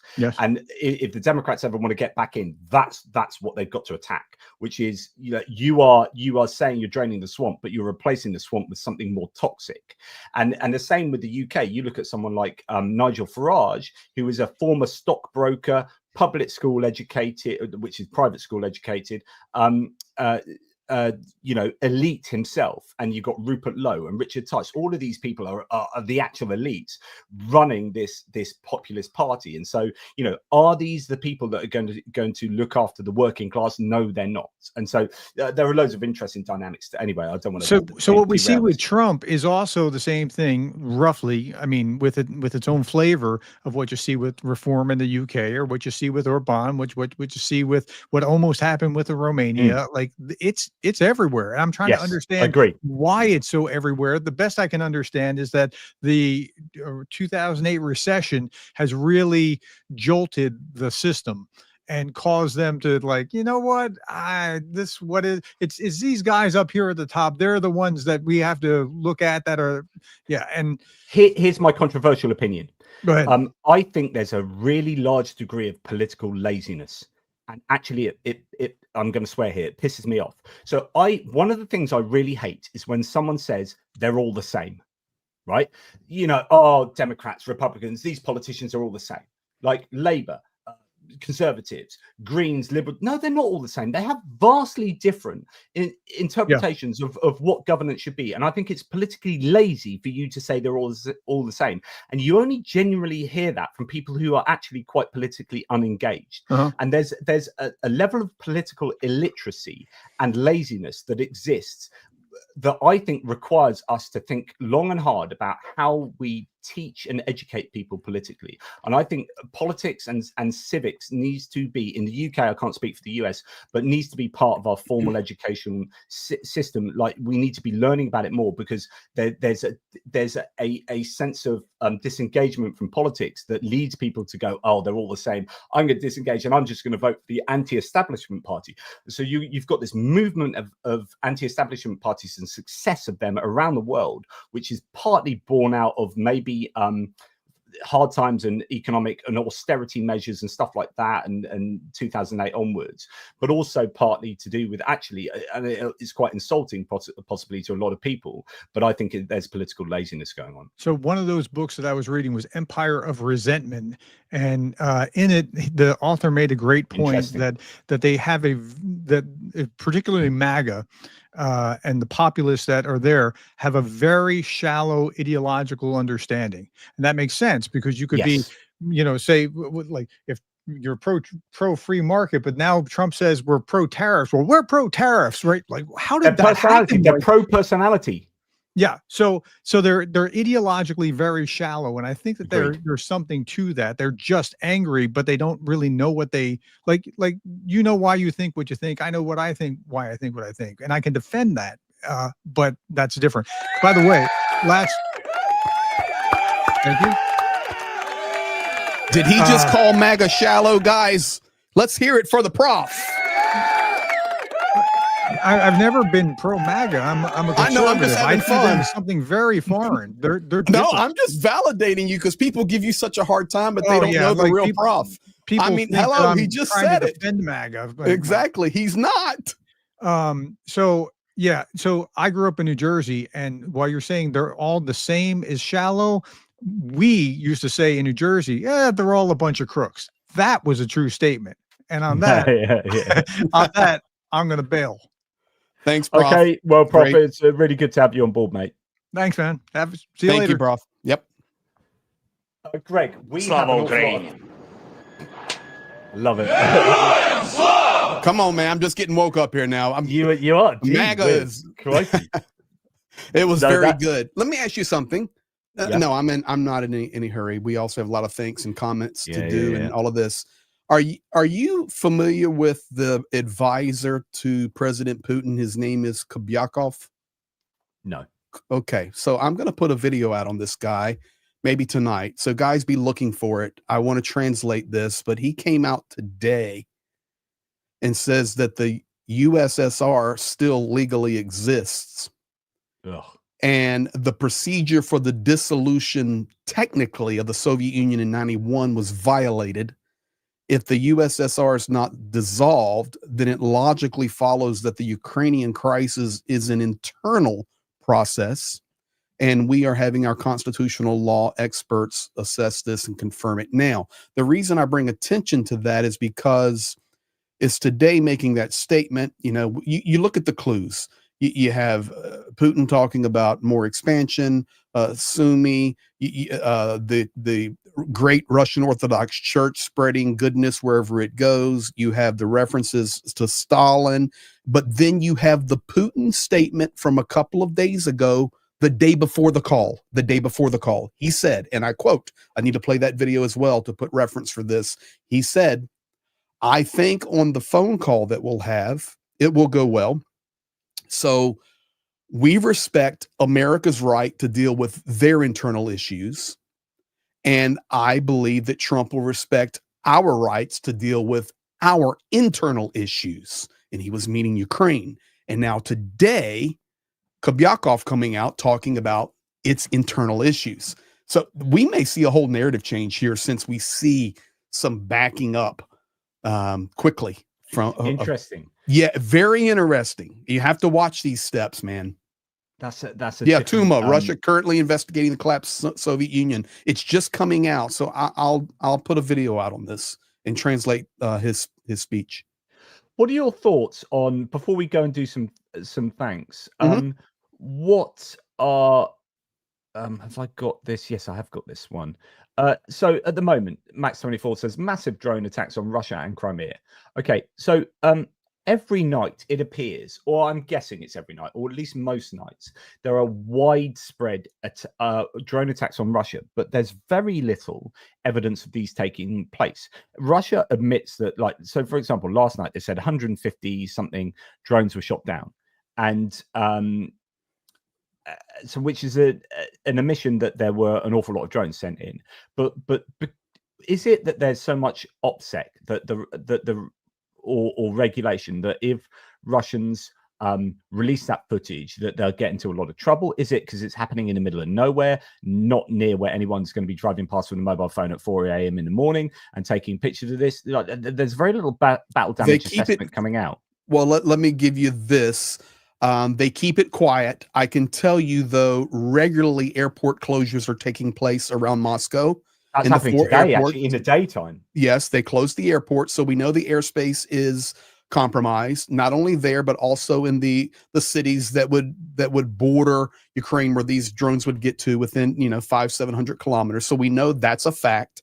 We do have footage. You are right; they keep it quiet a lot. But I will tell you, if there's any question, I follow Sternyenko, everything, his analysis, everything's in Ukrainian. So, unless you're able to get it all translated or understand the language, you're out, but really good. But what Sternyenko does is when Ukrainians launch their drones at night, he'll come on and he'll begin to troll a little bit. And he'll say, drone alert, Moscow, Kursk, Voronezh, Samara, Stalingrad, Kazan, coming to you quickly. And he trolls a little bit. So, A, is Ukraine putting out this massive amount of drones each night? Yes. And during the daytime. That's a fact. B, is it having an effect? Absolutely. I mean, we get validation where they've hit a ball bearing plant or an ammo dump, or they're closing airspace. But you're very good. Russia keeps the lid on the video, buddy. Yeah, that's it. So because there's a really big difference between the number of drones that are being sent into Russia, as far as we can work out, and the amount of evidence we have. I mean, but that's a difference from like 6 months ago, 8 months ago, where we were seeing, I know they're probably not hitting a lot of refineries at the moment. And that's interesting why they've already blown all those up. Do you think that's why? I mean, there's still more. I'm just having a little bit of fun. We've been streaming for an hour and a half. I will tell you that Moscow Mayor Sobyanin just put out 3 minutes ago in Moscow today. Basically, he's apologizing to the residents. It's been a difficult day with air alarms. We've shot down 27 drones over Moscow City, and that's why the airports have been going on and off, and there's delays. So, I mean, they're there. But you're right. You don't, for some reason, you don't see a lot of the footage. There's less footage now than like 6 months ago, and I guess that's what I'm trying to work out. Like, is that an indication of there being less success in hitting stuff, or is that because Russia has done something about closing down footage getting out? Like, I think it's a combination. Yes, Sternyenko just put out drone safety in Tula, Ryazan, Moscow, Kaluga, Oryol, Lipetsk, Kursk, and Bryansk coming. So, I mean, they're slinging them, man, and they're hitting targets. It's, and yeah, Moscow region under mass attack 27 minutes ago from Sternyenko, confirming what the Moscow mayor is saying. So, you know, the information's there, but, you know, not a lot of, you're right. I've never thought about that. Yeah, just because we used to see so much footage coming out of Russian stuff getting hit, and you're hearing that there's even more drones being sent. Like last night, it's a huge night of drones supposedly, and we have one semiconductor factory. That's all the footage we had today, as far as I can work out. And so, you know, I'm just trying to join the dots there and work out exactly what is happening. I'm hoping that there is just a lot of damage to stuff and we're not hearing about it, and it hurts the Russian economy, and you know, it will have an effect that we're just sadly, you know, not aware of. I'll tell you, there was also some video today, and there was two things that we need to pay attention to. I already shared earlier in the stream about the Iranian statements coming out, and I'll try to put those in a video and put them together with the Chinese statements. The Chinese statements were also coming out in regard to how Trump is dealing with Russia, and you're seeing that relationship develop even further between Russia and China, and Russia and Iran, and China and Iran. So I don't think it's that they're running out, but for sure, for some reason, we do see less video or photos. Yeah, I don't know why, but they're hitting. Yeah, I hope so. Right. Big thanks. We're gonna sorry to be fairly brisk with these because we have a number. Thank you very much in advance to all the people who support both the channels. I'll do it. Johnny Neverguard, Norwegian Island Dweller. Thank you. We just passed 61,000 subscribers. Thank you for that, Johnny Neverguard. Petra Olsen. I just think that you and Greg are just like my subscribers. Not that I'm particularly bothered, but you've overtaken me, and Prof. Gerdes massively overtook me ages ago. I'm not for everyone is all I can surmise. Well, like we're not either, but I think like 8 hours of me banging on a day, I think is you have got to be a special niche in the YouTube world to appreciate. Listen, there's only one Johnny Pearce, and I watch you every day. I think all together our voices make strong because we bring it from different angles. And, you know, when you mix it all together, you can really get a clear picture. So I'd hope so. For me, we're all a team. Absolutely. Petra Olsen, thank you on behalf of Greg. Goose Springsteen, hey JP, bit of a question of opportunity, but have you covered the arson attacks on the car and residences associated with Keir Starmer? So our prime minister has had a number of his pieces of property like car and residences attacked, and actually 2 Ukrainian passport holders have been arrested, possible Russian related. I don't know enough details about this, but I did talk about it the other day in one of my videos, Goose. But I suggest it's one of two things. Either you've got pro-Russian Ukrainians doing that, or you've got people who have a price, and the Russians are prepared probably to spend a little bit of money, as the Ukrainians do with Russians inside Russia. So some of the sabotage events that take place, like burning down of railway relay points in Russia, will be Russians who don't necessarily hate Russia, but if a Ukrainian dark web entity comes up to them and says, we're going to pay you $500 to do this, and you're desperate for money, you're going to go and burn a railway relay down, is what I'm saying. Like, so here, this is how the recruitment centers have been bombed quite regularly Yeah. over the last few Yeah. months in Ukraine was 14-year-old girls and stuff get. Oh, Yes. the other thing is like the price is also blackmail. So sorry, I forgot. $1,000. Yep. Yeah. You've got either money or blackmail. So people like 14-year-old girl getting blackmailed with probably some internet thing, unfortunate thing, ends up going to try and burn something down.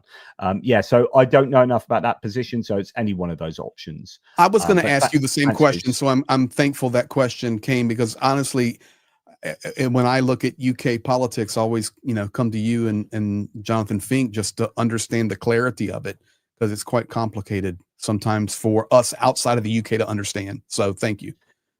Adam Rounds, thank you for 5 Greg Terry memberships there. Man. That's, very good. F Oink, starting off the love there, so that's kind for Greg. Daddy Jim for Greg, congrats on 61K. Thank you, Daddy Jim. And I know that's 20 quid. I learned that from Johnny. Good on you. So you're the dog's bollocks, Daddy Jim. Kevin Force, thanks for the ATP Geopolitics memberships, and Michael Future. Really appreciated, guys. Chinese Thank expert. you. Yes, absolutely. Mhm. Suzanne Melendi, when it comes to Putin, Trump's zigs are exactly his moral core values. Yeah, I would agree that his moral values, if he has any, are just aligned to making money, being a strong man, and appeasing Russia. And I think that's where he's at. Johnny, in that regard, this one's for me. Thank you very much. Really appreciate that. Have a beer. I will actually. Do you mind if I have a wine? Is that okay? But thank you. I have almost finished my iced tea during the stream. So thank you, guys. Oh, dearie me.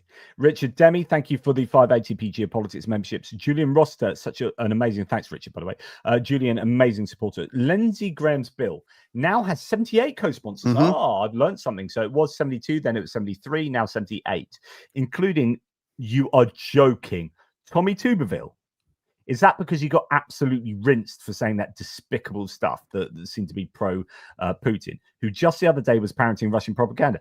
That is amazing that he would put a sanctions, his signature to a sanctions bill. That's fantastic news. But the question is, okay, can you explain some American politics to me, Greg?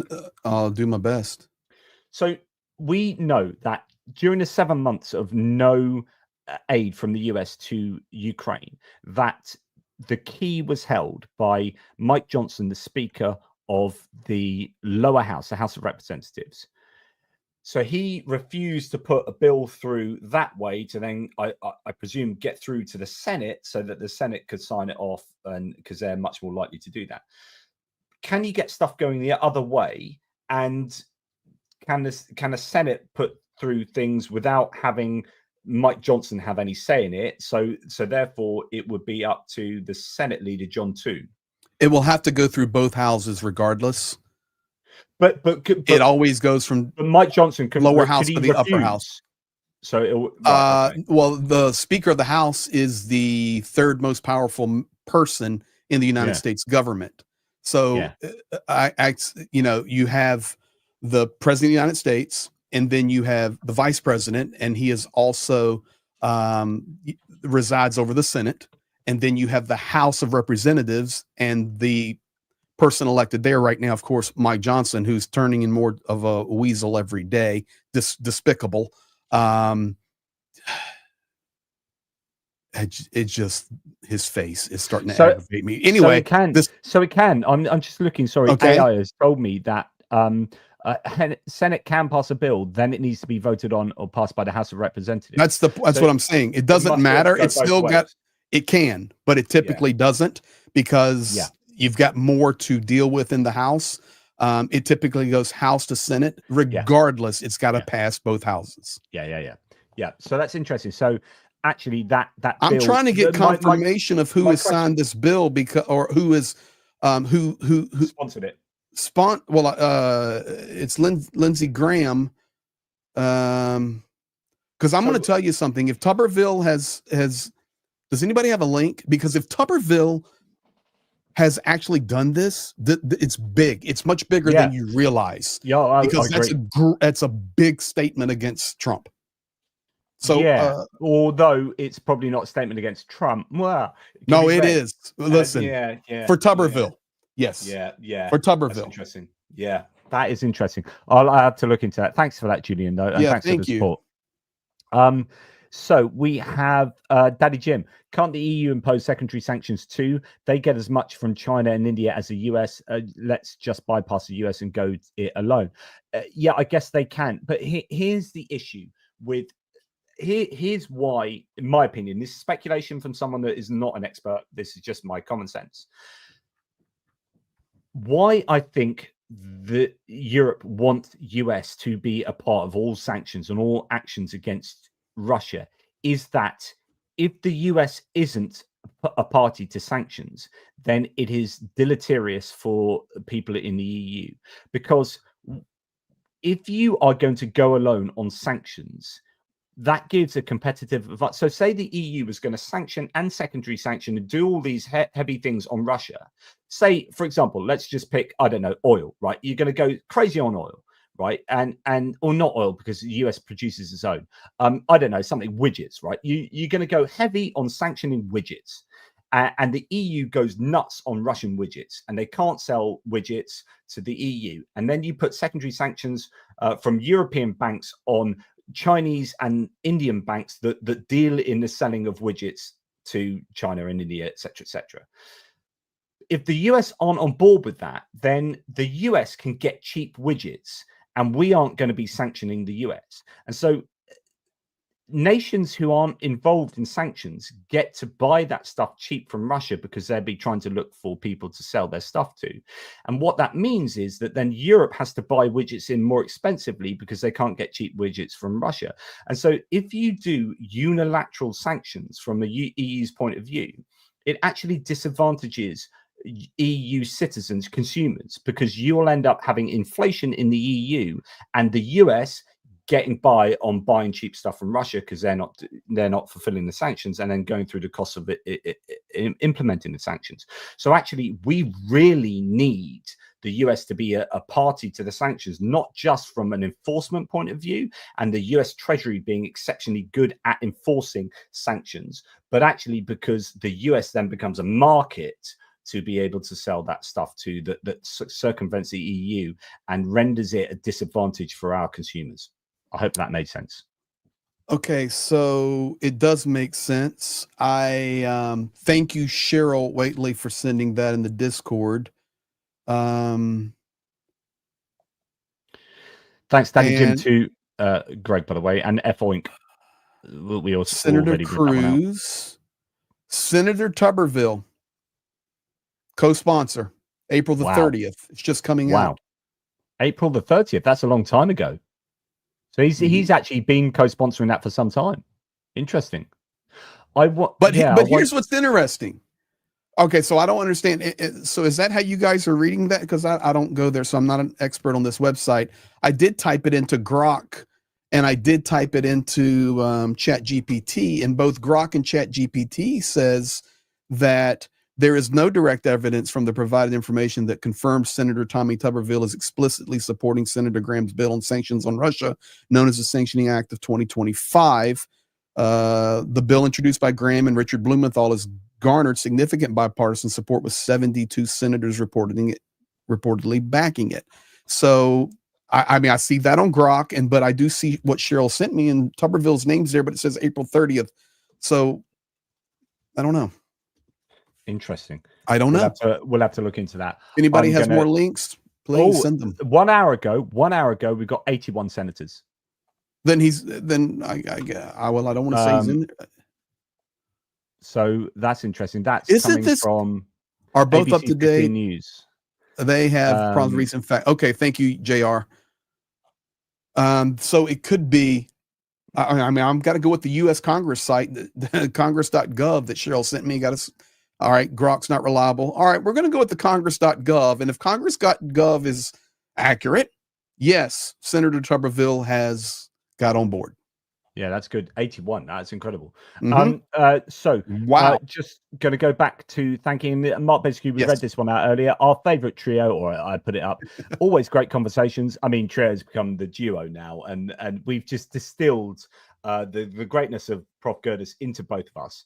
Gerdes he's right there standing with his sword raised. That's Gerdes. Yeah, he's got you got he's got quite the dress.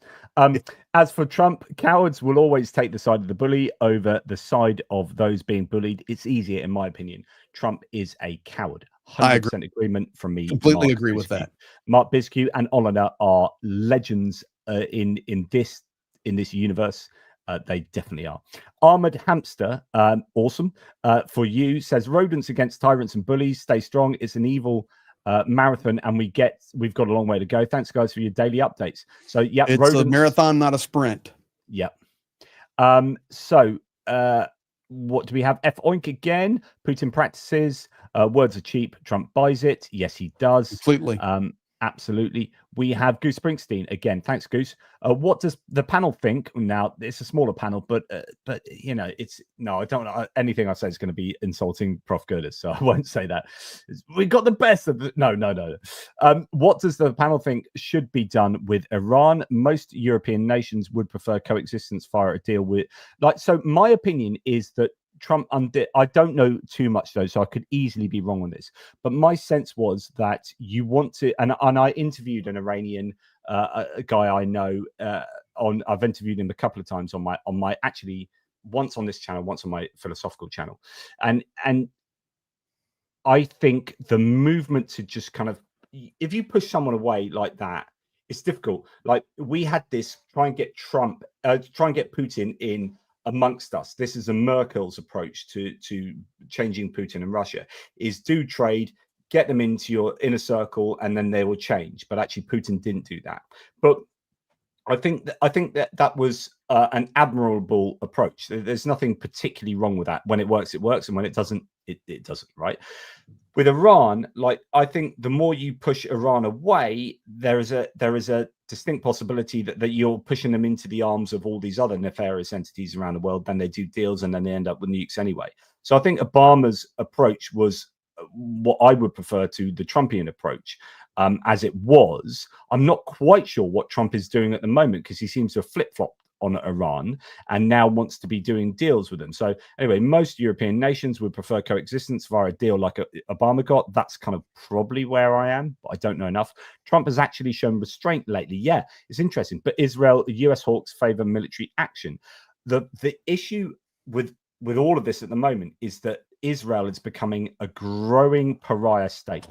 So you have had, like today and yesterday, people coming out. There was a massive to-do in the House of Commons where David Lammy for the Labour government had a go at Priti Patel for the Conservatives over Israel, saying, how can you not say what's going on in Israel is not disgusting and all this kind of stuff. So Europe is moving away. You've had the Spanish president Sanchez today come out and say, if we've kicked Russia out of Eurovision, I know Eurovision's kind of not that important, but it's kind of representative. If we kicked Russia out of Eurovision, how can we have not kicked out Israel? We need to kick Israel out. So this is interesting because you're starting to get a movement in American political circles of people actually getting fed up with Israel, including in the Trump administration as well. And so it's a whole hot mess, Israel, right now. Well, I can tell you, I can confirm for you, because I follow a lot of Israelis and I have good friends there in IDF. I can tell you that there is definitely a breakdown in the relationship between Donald Trump and Netanyahu. I can tell you that Israel right now is just unfettered in their assault. And I can also tell you that unless something changes, there's genocide. I'm not prognosticating. Oh, for sure. If we're going to call Ukraine genocide, then you have to call Gaza genocide. And you guys know my background. So it's a fact. I can't stand just indiscriminately leveling that place. It's unacceptable. I can't stand on the mountaintop and scream about Ukraine and be silent about Gaza. But it's also humanitarian aid, so they're stopping humanitarian aid. Then don't listen to me if I was to say that anybody out there that's screaming about one but not the other, then you've got an issue. Now there are other issues that go into it, okay, and you can talk about October 7th, you can whatever, but take all that aside. Unless something changes, Israel will strike Iran's nuclear facilities within 14 days. I think you're right. And I don't know too unless much about something this, changes. That's my. They're going to smoke it. Yeah. And then the US will be in a difficult position of whether they condone that or not. Well, And they're also trying to appease Iran to a degree. Like, not quite sure what Trump's doing with Iran. He seems to be a little bit all over the place. But anyway, he's scared. Listen, he's a coward, man. He went and saluted the stinking generals in I don't care what country it is. I'm not downing that country. You know, that's not protocol. And if Joseph Biden had went to UAE and saluted their general, the MAGA would have lost their ever-loving mind. You don't salute the general of another nation. You're the president of the United States, okay? But he can do it, and it's okay. And look, I'm just telling you the truth. You can double go there, and it's amazing. a double standard. It's ridiculous. So it's gonna be. We've got a couple of really cool, not cool, really interesting things to watch. A is the bill we're talking about. If this thing keeps rolling and that was pushed through, what's going to be the Trump response? Huge. And if Israel pops a few missiles down on Iranian nuclear sites, what's Trump going to do? I mean, listen, man, I am a red, white, and blue. I'm a Navy grandpa brat. I love my U.S. Navy, but right now we can't even keep our planes on our ships. I mean, so. Yeah. My grandfather is rolling in his grave that planes are dropping off of our aircraft carriers. I promise you. It's unbelievable, but crazy times. It's all right, because Justin Adams says, keep up the good work, Greg. You're very valuable. Slava Ukraini. Thank you, Justin. Dunk on you, working but listening. In a meeting, Slava Ukraini, you are, as long as you're listening to us and not the meeting, then you're okay, Duncan. If you listen to the meeting, screw you. You haven't got your priorities right. It should be us before work. Tactical submarines. That was funny. Thank you, Dunk, and thank you for listening in today. Does give you an awful lot of Greg Terry memberships, as does Adrian. 50 memberships. Wow, that's the Swiss legend. He's also been a big supporter of Rick Ukrainian. And Stephen Bendel from Norway, thanks, matey. Absolutely love you, man. As the US has sidelined itself, Europe must rise to the occasion and take the lead. Europe's population size and combined economy show that it could lead the free world. Yeah, there's an interesting decision for Europe as to the direction of Europe going forward in the world. So if the US really is damaging their position in the world and is receding from global leadership, then if you're talking about who's going to stand up for the ideals of democracy and freedom and transparency, then the EU, Europe as a whole, including UK and Norway, and Switzerland, we are left having to, pick up, take the baton and run with it. So yeah, I think it's a really interesting time globally right now. Goose, only JP will get this, but Trump's amoral transactional nature has for now put him on the same side as Rory Stewart and Anissa Campbell, who did quite a favorable interview with the new leader. I presume you're talking about the new leader of Syria there, and they did do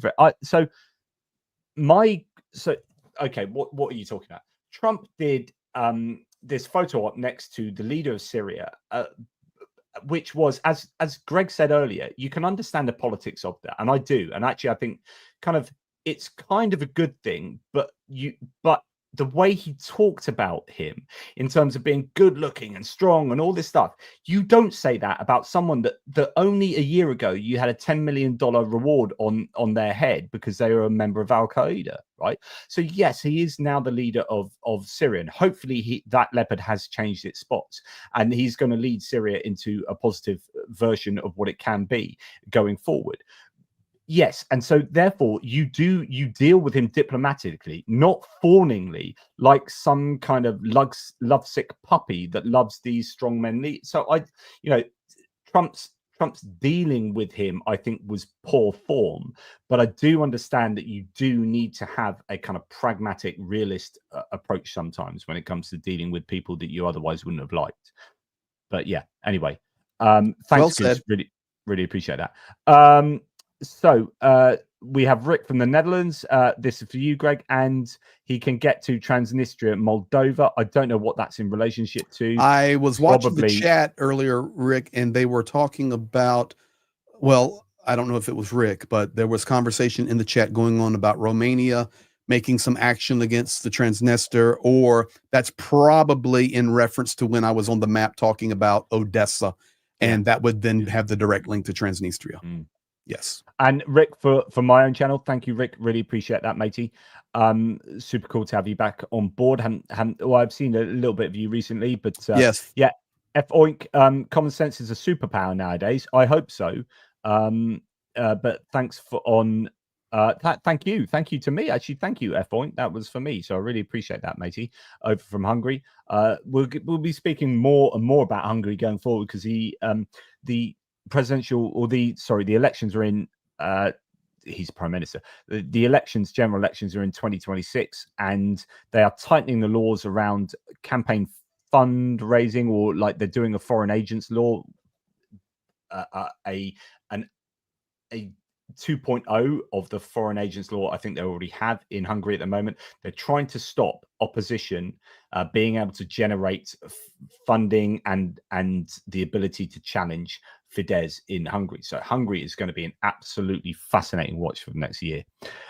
Camilla Matson says, and this is for you, Greg, I saw today that Ukraine, I'm not sure about this, want to use electronic MC. I don't know what that means. I think that was back when we were talking about the motorcycles. I was trying to oh, right, electric yes. motorcycles. Yeah. Electric motorbikes. Point for you. Russia is using motorcycles strategically to attrit Ukraine's FPV drones. Well, yeah, that's quite some way to attrit them, isn't it? Like humans on a motorbike. Yeah, my job is to die to take out a drone. But yeah, that's effectively what's happening. And I can confirm for you that Ukraine is already using electronic little scooters. Electrics, yeah, motorbikes and whatnot.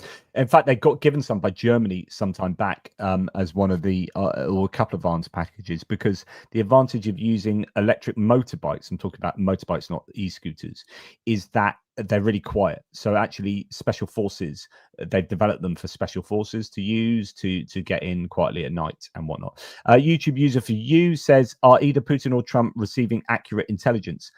That is a absolutely diamond. It's a fantastic question. I will tell you this. I don't think so. Well, let's analyze it. Donald Trump, the intelligence he has is he's seen videos and pictures of body parts laying everywhere and drones blowing up trees, and that's what he has stated multiple times, and 5,000 being killed every week. So that's the intelligence we know that he's seen. So he's, which he's taken 14 intelligence briefings in over 100 days. So he is essentially somewhere near once a week. Let's say once a week. He takes an intelligence briefing. Now, I think Obama would take, I can't remember what the percentage was, but it was probably half the day. I think it was something like half the days. Well, I got news for you. If I was the president of the United States of America right now, and the world was in this type of hot mess, I would be getting intelligence reports every 8 hours on my desk or whatever. I mean, I would want to know. But, anyway, but now what can we say about Vladimir Putin? Vladimir Putin is told and informed by his generals what they want him to hear. The only thing I can say about Vladimir Putin is today, 100%, he was in the Kursk region last night. He was touring the Kursk nuclear power plant. Honestly, which is it could have been hit, to be quite honest with you. It's no problem. Ukraine could have hit it easily, in my opinion. So what we can say for Putin is, he gets at least to Kursk. But what he's told, I'm sure, is what they want him to hear. And there's this element of Branyo, which is, I know what I'm telling you is BS. You know it's BS. You know that I know it's BS, and I know that you know that I know that you know it's BS, and so on and so forth. And so that you do this merry dance. But at some point, there's a breakdown between that where it gets to someone that actually believes it, right? So you're sending BS up the hierarchy, and then at some point they're like, oh, this is actually happening. And and that, I think, goes some way to explaining why Russia invaded in the first place and thought they were going to be welcomed with open arms and flowers, bunches of flowers. But they were met with people who are like, what the hell are you doing invading our sovereign nation? Screw you. And so there was a breakdown in that. But I think, I think generally Putin, I'm not wholly sure he's getting fully accurate information. I don't think he knows what's going on the front line. Well, like, as he's accurately getting as that you information. He's there, but I will tell you this: he's hearing the air alarms go off in Moscow.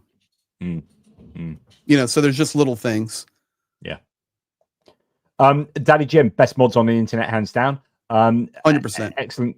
Thank you for your help for Greg there. And we have now Rick from the Netherlands. When are we going to see 1980s Flash Gordon like battle? We are technologically close, right? Yeah, it is. But funny enough, like I keep referencing like Terminator, where we are seeing, you know, autonomous drones starting to be used. We are seeing all sorts of developments with unmanned surface vehicles, unmanned area vehicles, unmanned ground vehicles. We're seeing torpedoes that have some kind of ability to stay underwater for ages and then do their thing. You know, there's talk about that.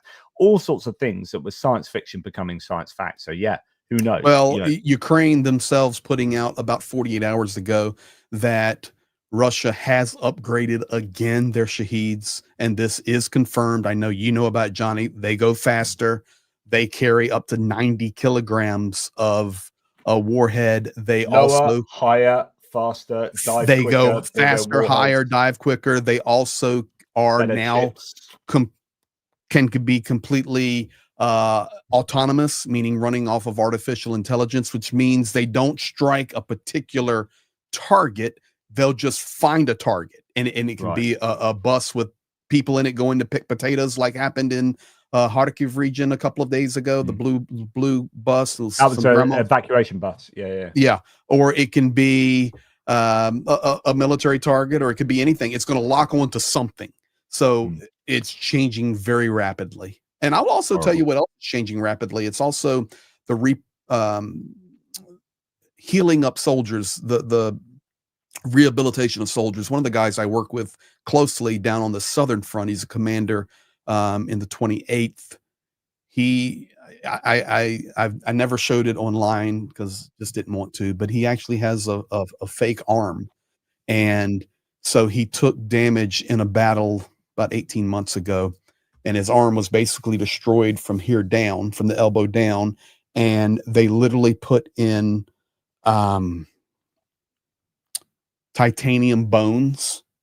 And then he has this plastic case that goes over his bones. So it's like a cyborg, man. And it's bad to the bone. Yeah. So, I mean, everything to the bone. Oh, dude, he's a stud. He's a stud. So I guess we'll have to answer some of these questions fairly quickly. Over what period, Suzanne Melendi, thank you. Over what period of time was the Russian Orthodox Church transitioned into from clerics to the KGB?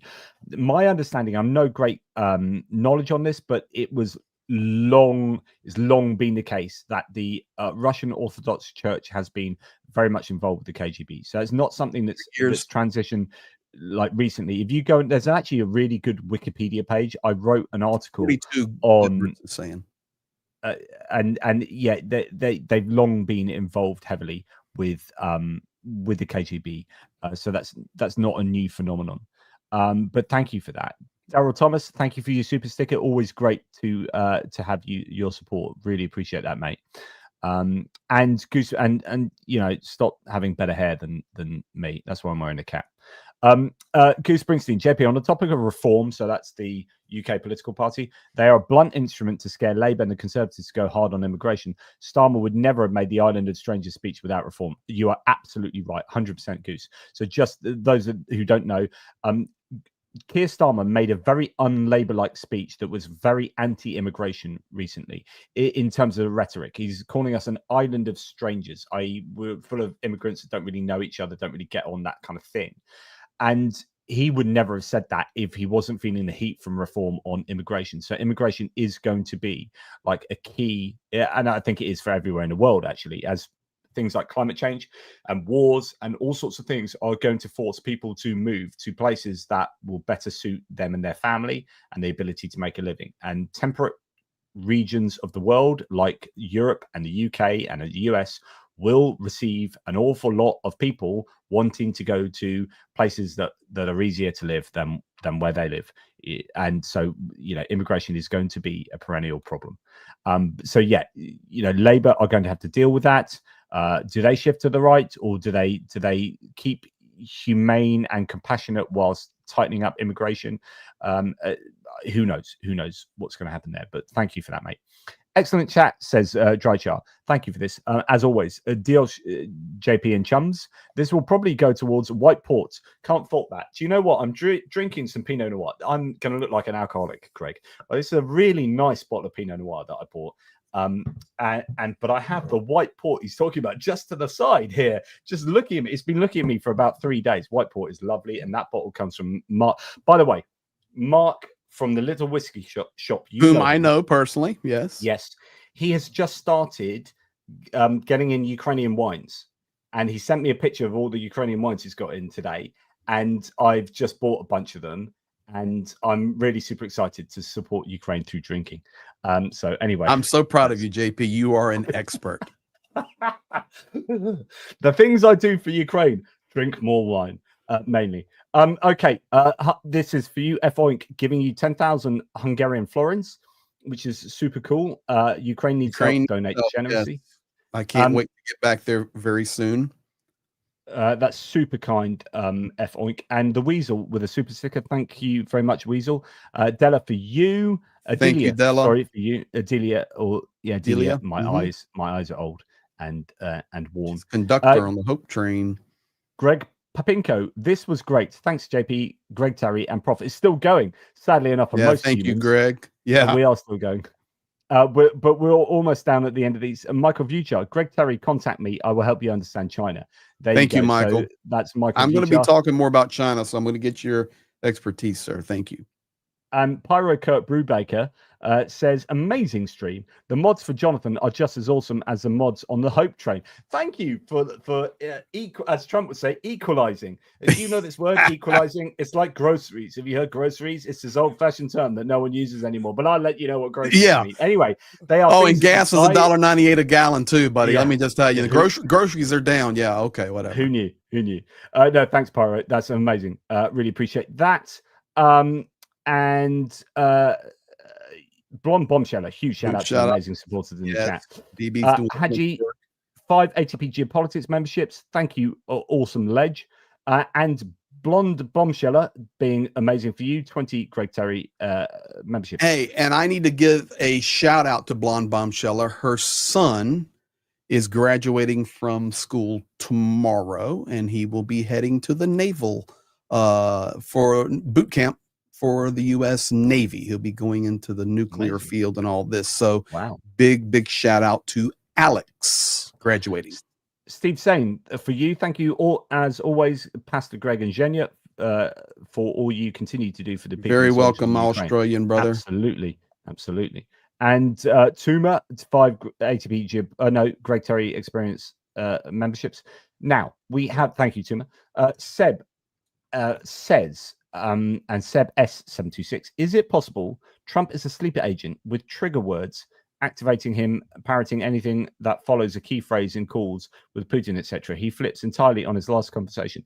My answer to that is Trump has a recency bias. And because I've explained this many times before, sorry to repeat myself to my audience, but Trump doesn't read, right? So he doesn't read books. He doesn't take intelligence briefings. So the question is, where does he get his information on anything from? He is going into really complex geopolitical situations, not knowing a thing about anywhere. But he's not held to account by Fox News. It's embarrassing because if Joe Biden had said things like about the Pakistan-India conflict that's going on, that this is a thing that's been going on for thousands of years, when Pakistan didn't exist until 1947, and this is actually a very recent thing. Yeah, there are issues all around the world all the time that have been between all peoples around the world, but the particularities of the Pakistan-India situation are very recent and very complex, and not at all what you understand them to be, Donald Trump, because you don't understand anything, because you don't read, you don't take intelligence briefings, and your information comes from whoever spoke to you last.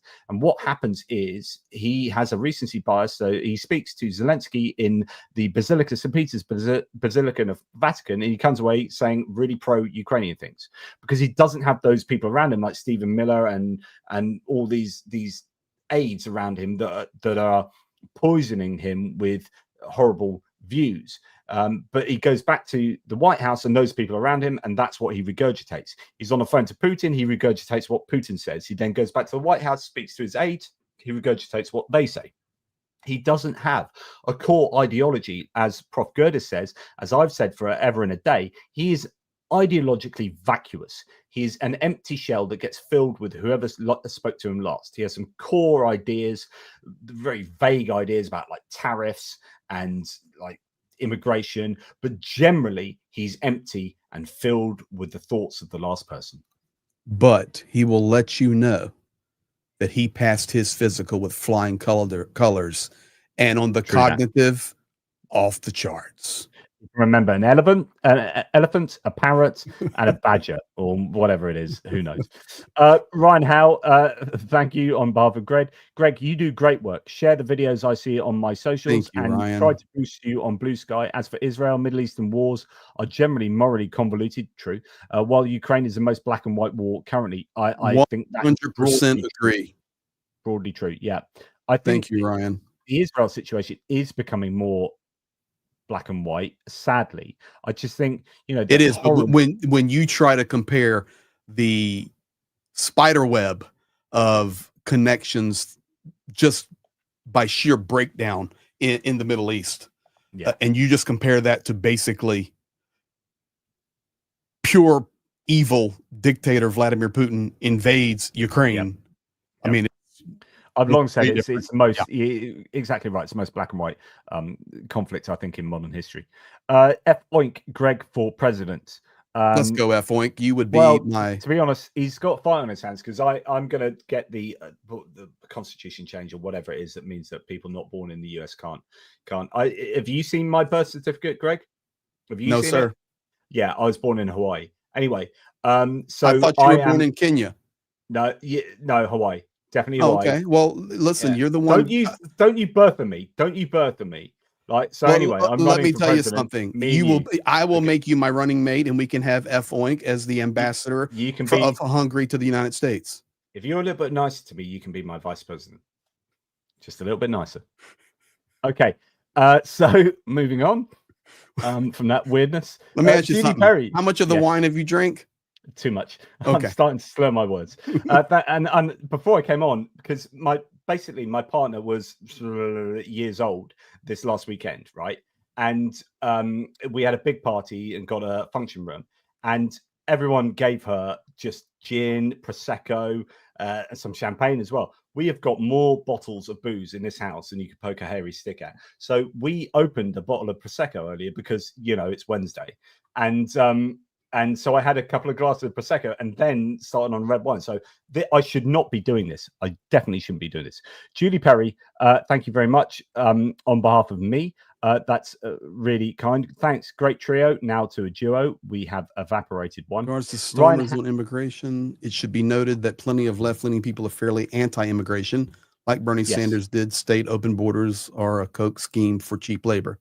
Yeah, so the challenge for those sitting on the left is to be robust on immigration, but like I said earlier, with compassion and humanity. So you can be about rules-based orders where immigration is part of that rules-based order, but as long as you do it with humanity and compassion, then you can be strict still.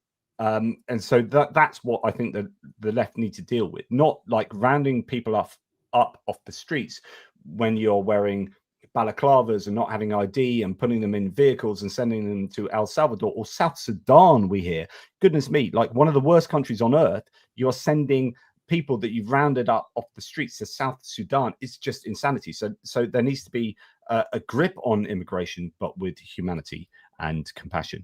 But yeah, thank you for that, Ryan. So Kiwi John, thank you guys. Great stream full of truth. Slava Ukraine. And I've met a lot of Kiwis there fighting and helping in Ukraine. Great New Zealanders. And early before when the stream was getting started, Garnet Zone became a crew member. Thank you, Garnet. And F Oink gifted 50 memberships tonight before we got right when we got started. So thank you, F Oink. And he is now going to be the Hungarian ambassador to the United States. With under you as vice president, right? Kiwi John, I won't like hit you with my Kiwi accent, which all my audience know is on point, chef's kiss. My Kiwi accent, my Aussie accent, absolutely superb. Anyway, I'm wearing my greenstone as I have done for every day of my life since the year 2000. There's my Kiwi greenstone, Kia kaha, bro. And yeah, so thank you, Kiwi John and Rick. This is our last one. So thank you. And Trump has a concentration span of 13 minutes max, which is more than I can say, which is less than I can say for you guys who have been going with us for 2 hours, 18 minutes. So that's quite a miracle. Anyway, thank you guys. And I'll tell you.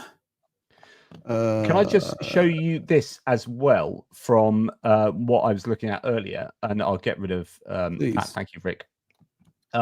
26 MEPs have urged the European Commission to halt funding to Hungary over rule of law violations. So that's not a lot of MEPs in the grand scheme of European Parliament, which has hundreds, you know, what is it, 700 odd or something.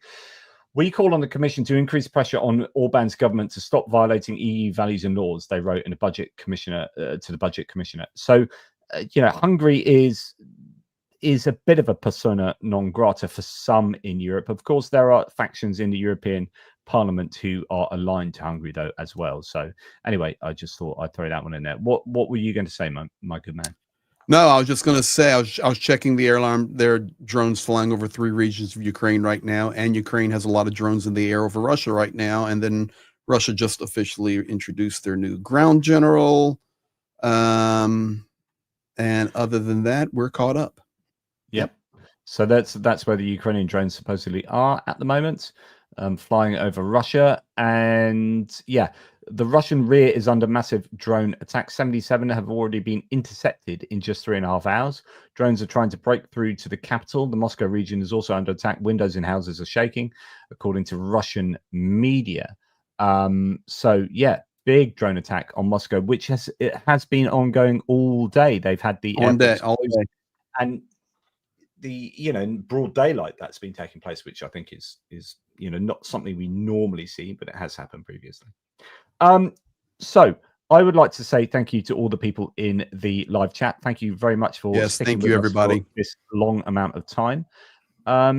Greg, what are your, I guess, closing thoughts for this? Closing thoughts are just thank you, because if it wasn't for the people, and we're growing. I'm seeing people putting in the chat. Dylan Burns and JP Lindsley are debating right now, so go check that out. It probably is on Dylan's channel. And I know Dylan is in Ukraine. Yeah, that'll be interesting and definitely worth a watch. So I want to give a shout out there. But other than that, I just want to always be grateful to the community and thank you so much. All we're trying to do is help and share truth. And it doesn't mean we know all the truth. We just try to hunt for it together. And thank you for joining us on this journey. And it's so appreciated. Dave Evans, for someone just asking for it, but Dave Evans, Jonathan, give me a shout out, please. Love you, man. Dave all right, Evans, I'm gonna give. All right, he asked for it. He asked for it. He's gonna get this shout out. Welcome to Ukraine. So you asked for it. You know, you get it. Ask and you shall receive, Johnny. Can I get an amen, brother? Yeah. Anyway, so my how much wine have you drunk? Drink? Not enough to amen, my friend. Oh. Amen, brother. Amen, brother. Amen. Oh, there you go. Makes me happy. Yeah. So yeah, thank you as ever to the wonderful communities that we have built up here. It's absolutely wonderful. I hope that Tuma is right in saying I believe that the US will do the right thing in the end. You know, if it was down to the people of the US, I think broadly, if they had the right information, they would do the right thing. The problem is there's so much disinformation flying around. And at the heart of that is the Trump administration that I think is hell-bent on not doing the right thing at the moment. But possibly if the Senate can...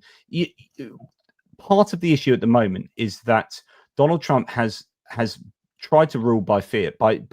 He's had the record number of executive orders, which is a way of trying to get around enacting policies through Congress, which is the correct democratic process. So unfortunately, you know, we are seeing the US go down a more dictatorial, autocratic route where he's trying to do things unilaterally rather than democratically. And it would be great to see Lindsey Graham's bill, because Lindsey Graham, he flip-flops all over the place because I think he's beholden to Trump due to compromise. I've said this before, and he will toe the party line if he has to.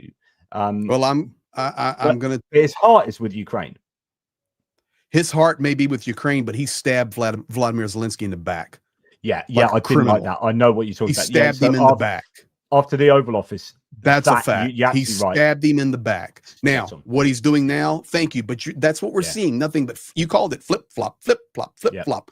But you let Israel strike Iran, and the Senate and House push through sanctions, we're gonna see the true colors, even more of what's going to unfold from the Trump administration. And right now, the colors we have seen are not good.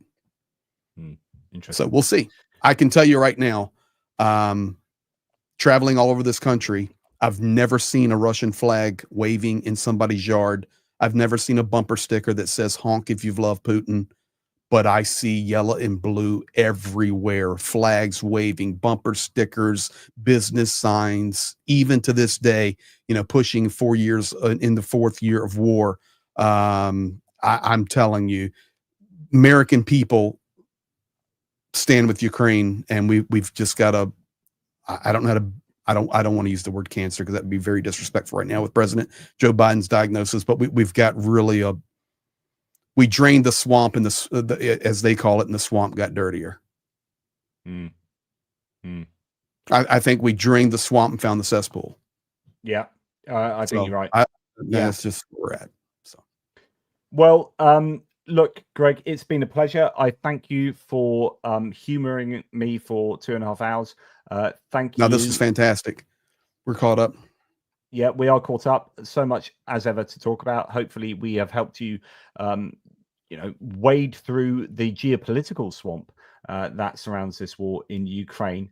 And we shall, I'm sure, hook up again to speak to you in a week or so. Oh, yes. As it's always a pleasure, never a chore. Thank you very much. And let's do a final, I guess, Slava Ukraini, my good friend. Geruim Slava, Razum do Permoga. Thank you, guys. We appreciate all of you so much. And especially the mods. I know, it's a lot of work, and grateful for you guys immensely on both channels. It's just give fantastic. us your soundboard, Slava Ukraini. You want that one? I can give it to you. Yeah. I do. Slava Ukraini.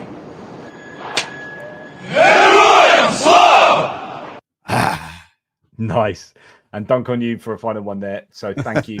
Thank you to all of you. Really appreciate it. All the very best.